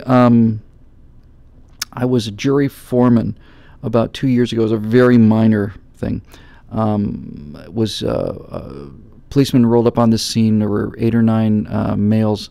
They put the men up against the wall to cuff them, just to secure them long enough so they could ask a couple questions. It was literally like making too much noise at night kind of thing. It was a loud party kind of thing. So they put these guys up against the wall just to kind of secure the situation. And this young Hispanic woman came out and started assaulting the cops. That was the entire case. And the defense attorney, sometimes I'll tell you what, I don't know if it's a public defender or what, but this defense attorney was so incompetent, either that or the quality of the jurors is so low, that the defense attorney's defense for his client, this woman, was, yes, she was, but how could a woman who's 5'1" pull effectively interfere with the work of a policeman? Yes, she was pulling his arm, but, she's 5'1" and the policeman's 6'3". I mean, how can you expect a woman that small to, impact the work that a policeman is doing? And the second I heard him say that, I just thought, well, then your defense attorney has just admitted that this woman committed the crimes that she's been accused of. She was charged with interfering with policemen in the line of duty. And we got to the jury room, and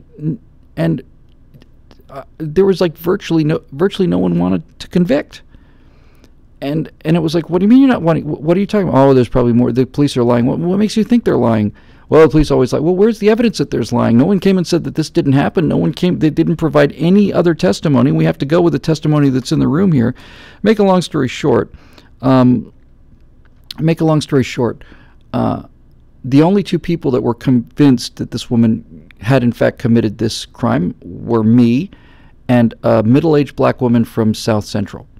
And we stuck around until we got a conviction on one. One of the other police officers had some internal contradictions on his testimony, and so basically we took a day and a half, and we found her guilty of one charge with the one officer, and they couldn't get to getting her guilty on the second charge because the second officer's testimony was considerably dicier. But I never forgot that moment. It's like you just have assumptions. You assume that a middle-aged black woman from South Central is going to have a real problem with the police, but it turns out that's not the case at all. That was a case of genuine, prejudice, I would say, on my part, or at least assumptions. I wasn't assuming she was going to, certainly didn't assume she was a lawbreaker, criminal in any way, but, you come in thinking she's probably not going to have a whole lot of respect or admiration for the police, and it was the two of us basically turned the rest of the jury just through persuasion, just through saying, what is the crime? Read us the statute. The defense attorney admitted that her client was on there. That's all we have to do. So I don't worry too much about it.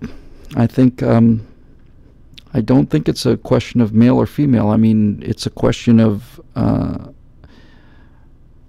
evidence, and it's pretty compelling evidence. And I think the guy that did it is in a bit of a fair amount of trouble. So no, I don't have any problem with 10 women, 2 men. And if I did, then we would have to rethink this entire society. But it seems to be working out by and large pretty well. Nicholas Feely says quadcopter flying. No question, just talk about quadcopter flying. I'm with you, Nicholas. I've seen a couple of these things now. I saw 2 things. I won't spend a lot of time on this, but I've seen 2 things from these quad rotor drones with live camera feeds that really had an effect on me. The first one I saw was, I think it was I don't remember the name of the drone now, but basically took a GoPro camera and took off from a beach and starts flying out towards a cruise ship. And I said, I know where that is. That's Port Everglades in Fort Lauderdale. My family lives down there, and I've been there myself, and I know exactly where that is. And I've seen these big cruise ships coming in and out of Port Everglades in Fort Lauderdale.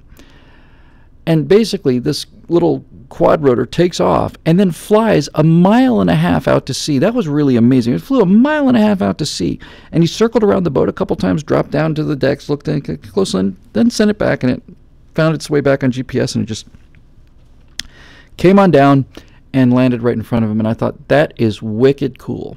And then on the website not too long ago in the Singularity, I posted something.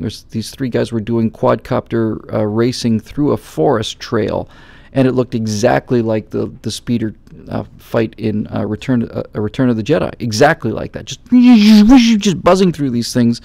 Each one of the 3 drones or quadcopters had a different color light. One was yellow, one was blue, and one was red. So you could, if you're red, you can see yellow overtaking you, or you pass blue or whatever. And the trees whizzing by, and I thought, wow.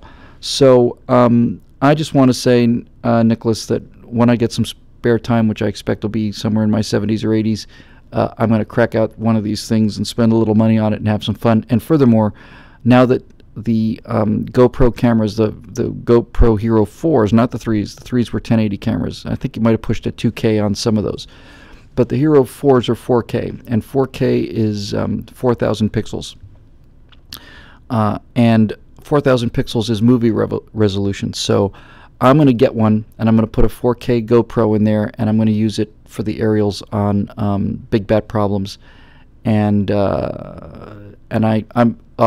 when we're shooting the actual movie, needless to say, I will hire professionals. But in terms of practicing and looking at scenes, and especially when we go location scouting, which will happen soon, we're going to go down to Bombay Beach and Salton Sea, where the climax of the movie is, and hopefully by then I can just put a couple grand into one of these things and fly it around and take a look. So I'm with you. 2 questions to go here, right about time, so it'll be a 2-hour show in 10 minutes. So our friend Dave Olson says, since we can't get even a few months' respite from electoral politics, I think the main reason Scott Walker is surging now is his tenacity. We may not agree with him on everything such as the border or education, although it appears that he just threw the entire state of Wisconsin open to school choice. But as Lincoln said of General Grant, he fights. And I would much rather have a fighter with whom I agree 75% of the White House than with someone whom I totally agree but who doesn't follow through. And I'll go even further than that, Dave, and say it's one thing to have a candidate who you agree with 100% of the time, but if the guy doesn't get elected, then that doesn't do any good at all. So let me just say a word or two about Scott Walker. Scott Walker is becoming my favorite candidate, although it's still so early. I like to think that the person who's going to be the nominee really hasn't appeared yet. I'm afraid that he has, but I'm hoping he hasn't. And so let me just say this is a positive thing about Scott Walker. Ted Cruz I admire very much. There's a lot about Ted Cruz I like an awful lot. But Ted Cruz is he's been polarized by the media. And I'll start this by saying this. I have enormous respect, personal affection for Ted Cruz. But I like the idea of a governor better than a senator. We've had a senator president for a while now, and I've never thought senators made good presidents. A governor is basically doing the job of president of the United States, and then as governor, and then he moves up 2 orders of magnitude in terms of scale. But basically, everything that the president has to do, the governor has to do. He's the chief executive of a large organization that has its own budget, its own armed forces, has its own welfare needs, its own taxes, everything. So I don't believe in inhibiting people's choices, but as a general rule, your president should be a governor before he's president, not a senator or representative or any of that stuff. So there's that. The 2 things I like about Scott Walker are, number 1 is he does in fact fight. He went in there, and the Democrats put everything they had on the table. They went in. They were all in. When I did Eat the Rich, the video Eat the Rich, it was right when Michael Moore was there talking about, how we need more money from all the rich people so that we can keep our government benefits. That's when the unions and the Democrats took over the Capitol building in Wisconsin, and they started chanting, and they shut down the government, and they were saying this is what democracy looks like. And I was saying, no, democracy is when you lose an election like you just did. This is what fascism and totalitarianism looks like, is not allowing the results of the election to proceed. Walker was elected, and if you've got the votes to stop them inside the chamber, then that's democracy. But if you don't, then you don't. And shutting down the parliament, so to speak, because you didn't get the win, is a sign of just how lawless and violent and narcissistic you really are. So Walker went in there and won, and he didn't just win. Walker took Wisconsin from a basket case to a surplus in 1 year. In 1 year. He went in there into the heart of what and the Democrats put everything on the table to stop him, put everything on his table to stop his reelection, and he won. So there's a couple things about Scott Walker I like. I like the fact that he's a fighter. I like the fact that he wins elections, and I like the fact that once he wins elections, he follows through and applies fundamentally conservative principles to the economy, and that's what we are most in danger of right now. I'm not so worried about ISIS as an existential threat to America, or Russia for that matter, or anything. I'm overwhelmingly worried about the economy, the spending, the entitlement, all that stuff. Scott Walker proved that you can disassemble this. You can unbuild it. And that is an extraordinarily powerful argument to make. And also, I'm never one of these people to say, hey, we need to appeal to the center. I think the way you appeal to the center is to move them to the right. But Walker doesn't have, Walker doesn't seem to generate the kind of polarity that Ted Cruz does, or that Texas does for that matter.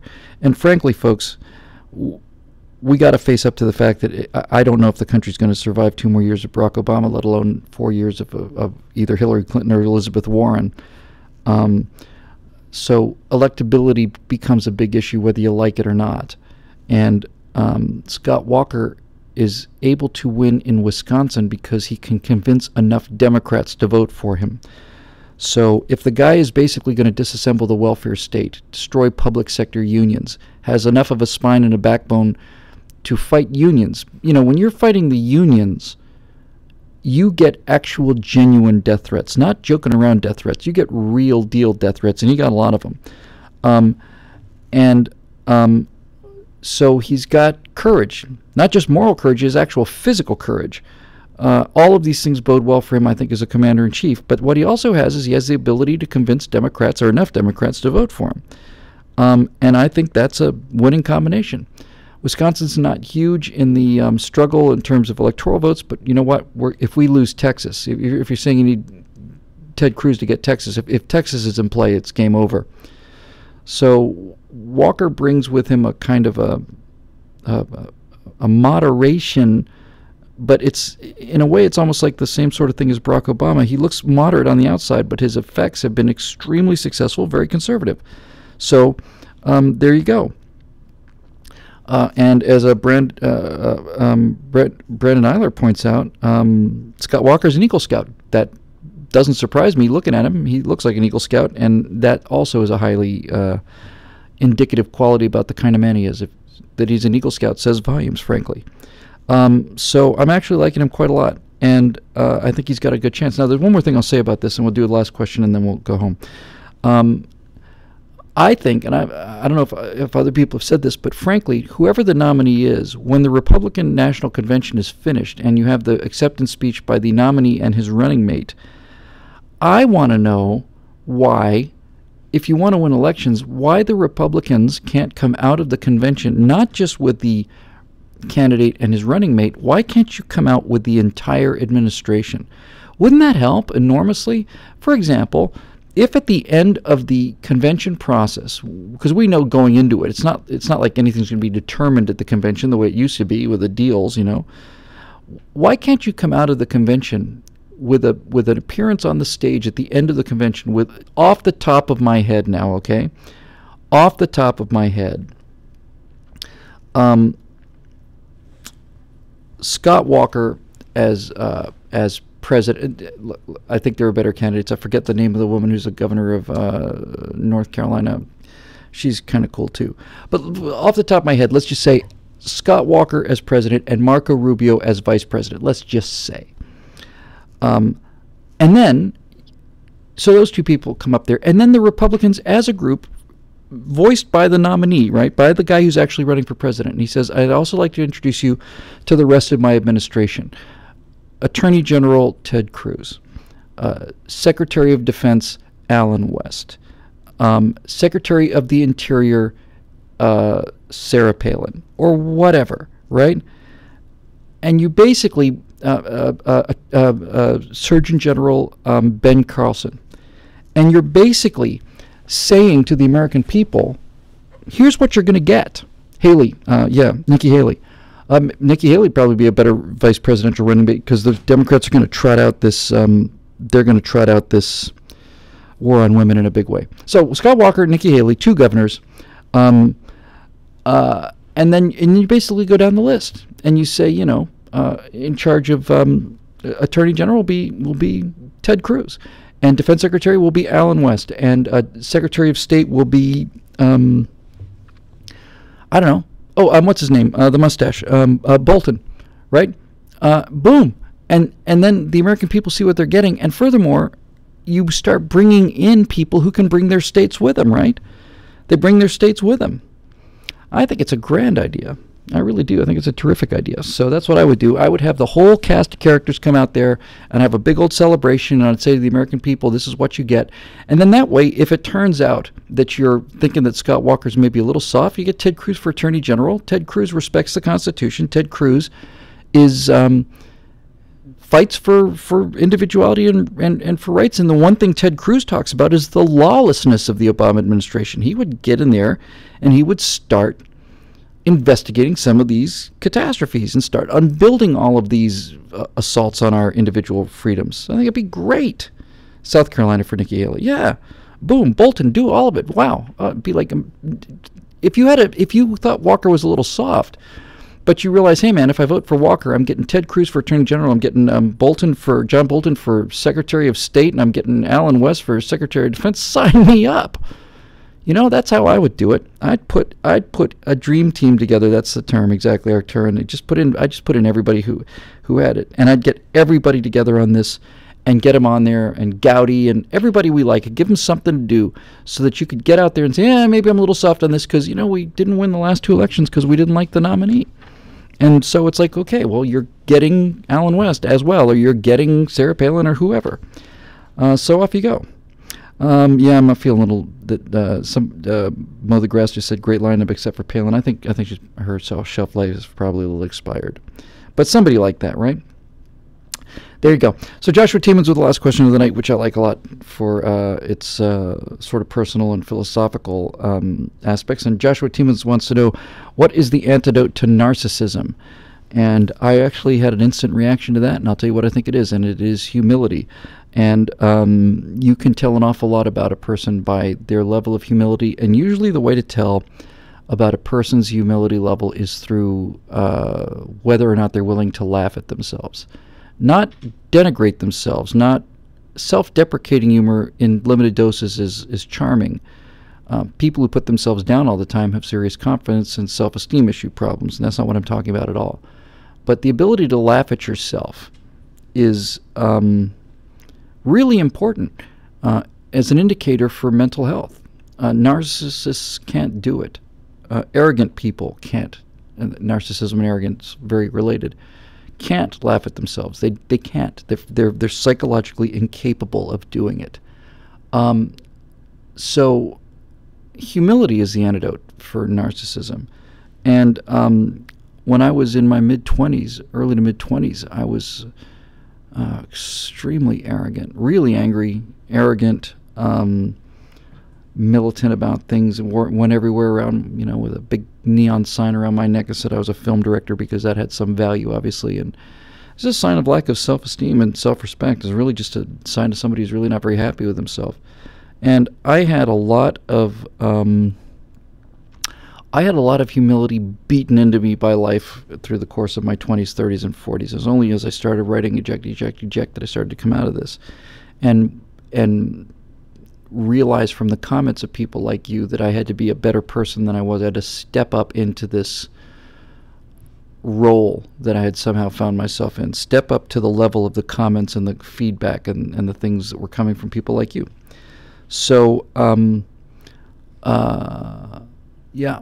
Rand Paul is Treasury Secretary, by the way. How did I miss that?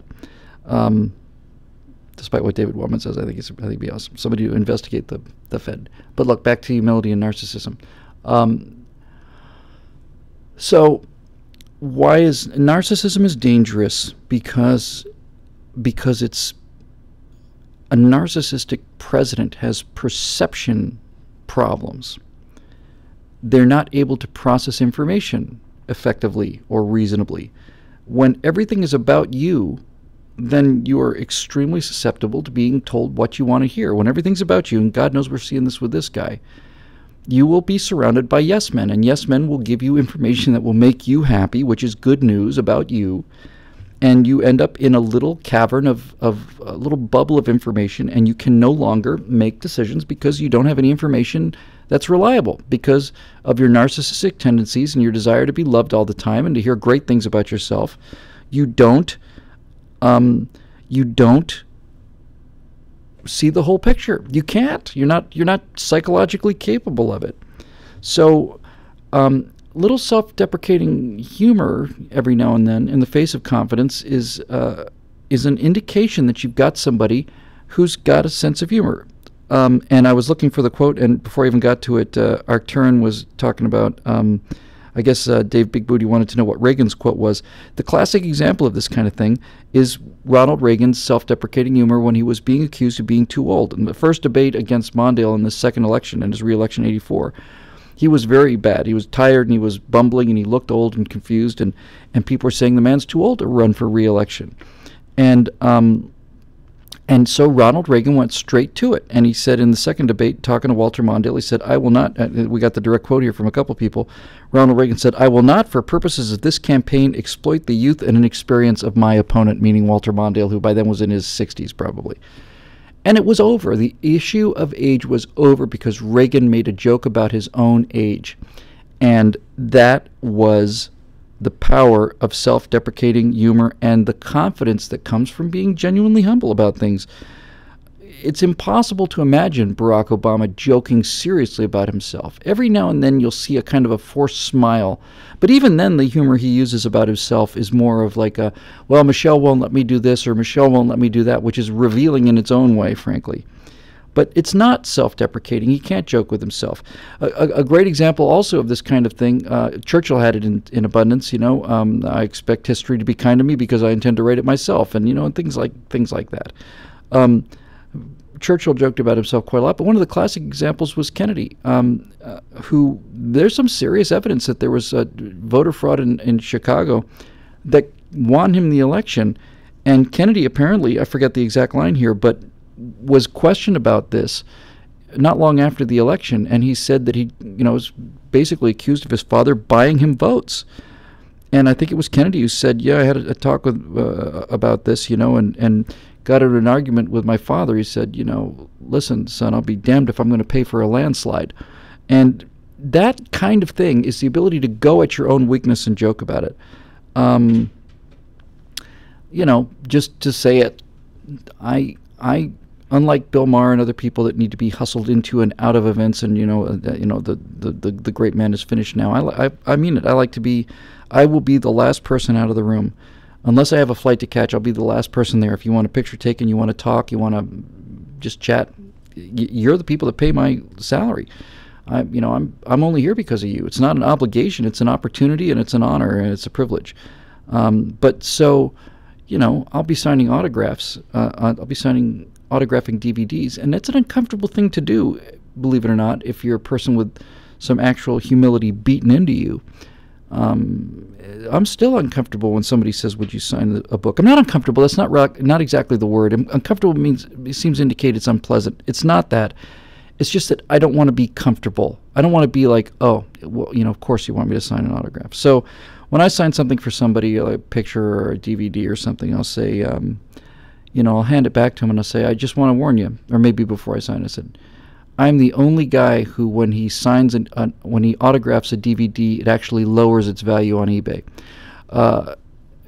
That's the kind of thing that's just kind of fun and lighthearted and is self-deprecating, and it's a sign that I'm not so full of myself, and I don't want to be perceived as being full of myself, because I'm not full of myself. And on a much deeper level, people talk about things like the Common Sense Resistance or the work we do here and membership and stuff, and it's like, it's not about me. I don't want it named after me. I don't want anything about me. It's not about me. I had to be talked into BillWhittle.com. I wanted to call it something else, but the guys who were doing the marketing when we went off on our own said, you're in a show called Afterburner, you're in a show called Firewall, you're in a show called Trifecta. Do you know what all these things have in common? I said, no. I said, none of them have your name on it. I said, oh. So people who saw you on one show don't know how to find you on another one. Okay. What do you think we ought to call the website? I said to these guys, I want to call it like I said, you should call it BillWhittle.com so that people know where to find you. Okay. So that's fine. But, it's not just a sign of mental health. It's a sign of moral health. People who take themselves too seriously, people who assume that they're big celebrities or have to be hustled out of the room because they don't want to talk to the hoi polloi who are so, you don't need people like that around. It's a nice balance, and it's an important balance. In order to do the work that I do, or any kind of public person or something like that, it requires a great deal of self-confidence to get out there and, this is my real name and my real face. So that requires self-confidence. And I have self-confidence. But there's a difference between self-confidence and arrogance, and there's certainly a difference between self-confidence and narcissism.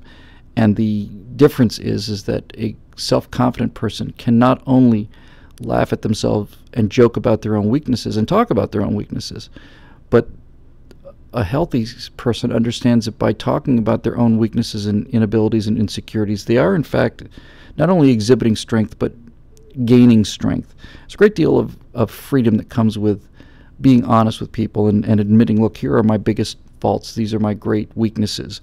Once you get those out in the open, if you're being honest about it, it's actually extremely liberating. Extremely liberating.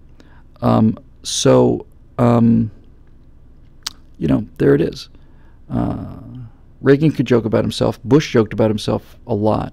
I think Bill Clinton probably could joke about himself, but certainly this president can't. And I genuinely believe him to be a pathological narcissist, a clinically mentally ill guy. I really mean it. I really do. So, in any event, that'll do it for episode number 89, I want to say, of the Stratosphere Lounge, which, as we've said before, includes a number of misfires and unrecorded shows. But coming back to the narcissism thing, keep sending the money, peons. You know, I've got a large cocaine and hooker habit that I need to maintain, and you know, you certainly don't need the money. And given the greatness of the work that I do, this should be the least that you should all be able to just chuck as much cash my way as you possibly can manage, and be damn grateful for the opportunity. You know, there are some people that think that way. As for me, the most important part of any business is maintaining the correct relationship between the vendor and the client. And I'm the vendor and you're the client. And the customer is always right. My dad was a hotel manager, and I learned the value of that at an early age. The bottom line is, you know, many of you out there are parting with hard-earned money in exchange for the work that I do, and it's given me a life I never could have imagined. And every time I walk out to my car or my apartment, I'm overwhelmingly grateful for the fact that some of you, you know, find it, you know, worth your support. And I know there are large numbers of you out there who would support it if you had the means to, and I never lose track of that either. But I try to end every show with a note of thanks and gratitude, which comes from a place of deep humility, honestly. It's a place of real, genuine humility and gratitude and thanks for the opportunity that I've been given by all of you fine people to go out there and say the things that we all believe. And I didn't invent any of this stuff. None of this stuff is about me. It's just my ability, perhaps, to put into words the things that we all feel. And that's an enormous responsibility, an enormous honor and privilege, and it's one that I'm very grateful for all of you to have given me the opportunity to do it, because I was really choking on it before I had a chance to get it out. So thank you for everything. And we're getting those time over targets up there. If you want to become a member at BillWhittle.com, we'd love to have your business, and we'll try our best to maintain it. But if you can't do that, we understand that too. So until next time, this is the Stratosphere Lounge number 89. That's an awful lot of yapping and hot air coming out of this one individual, but as long as you guys are sticking around, I'll be sticking around. So hopefully we'll see you next week. And until then, be careful, and don't give up, and don't let the bastards get you down, because this idea that attracts all of us is worth fighting for and dying for, and it's also worth being happy for. So try to keep your spirits up until we talk next time, and hopefully we'll see you next week. Okay, so long. Bye-bye.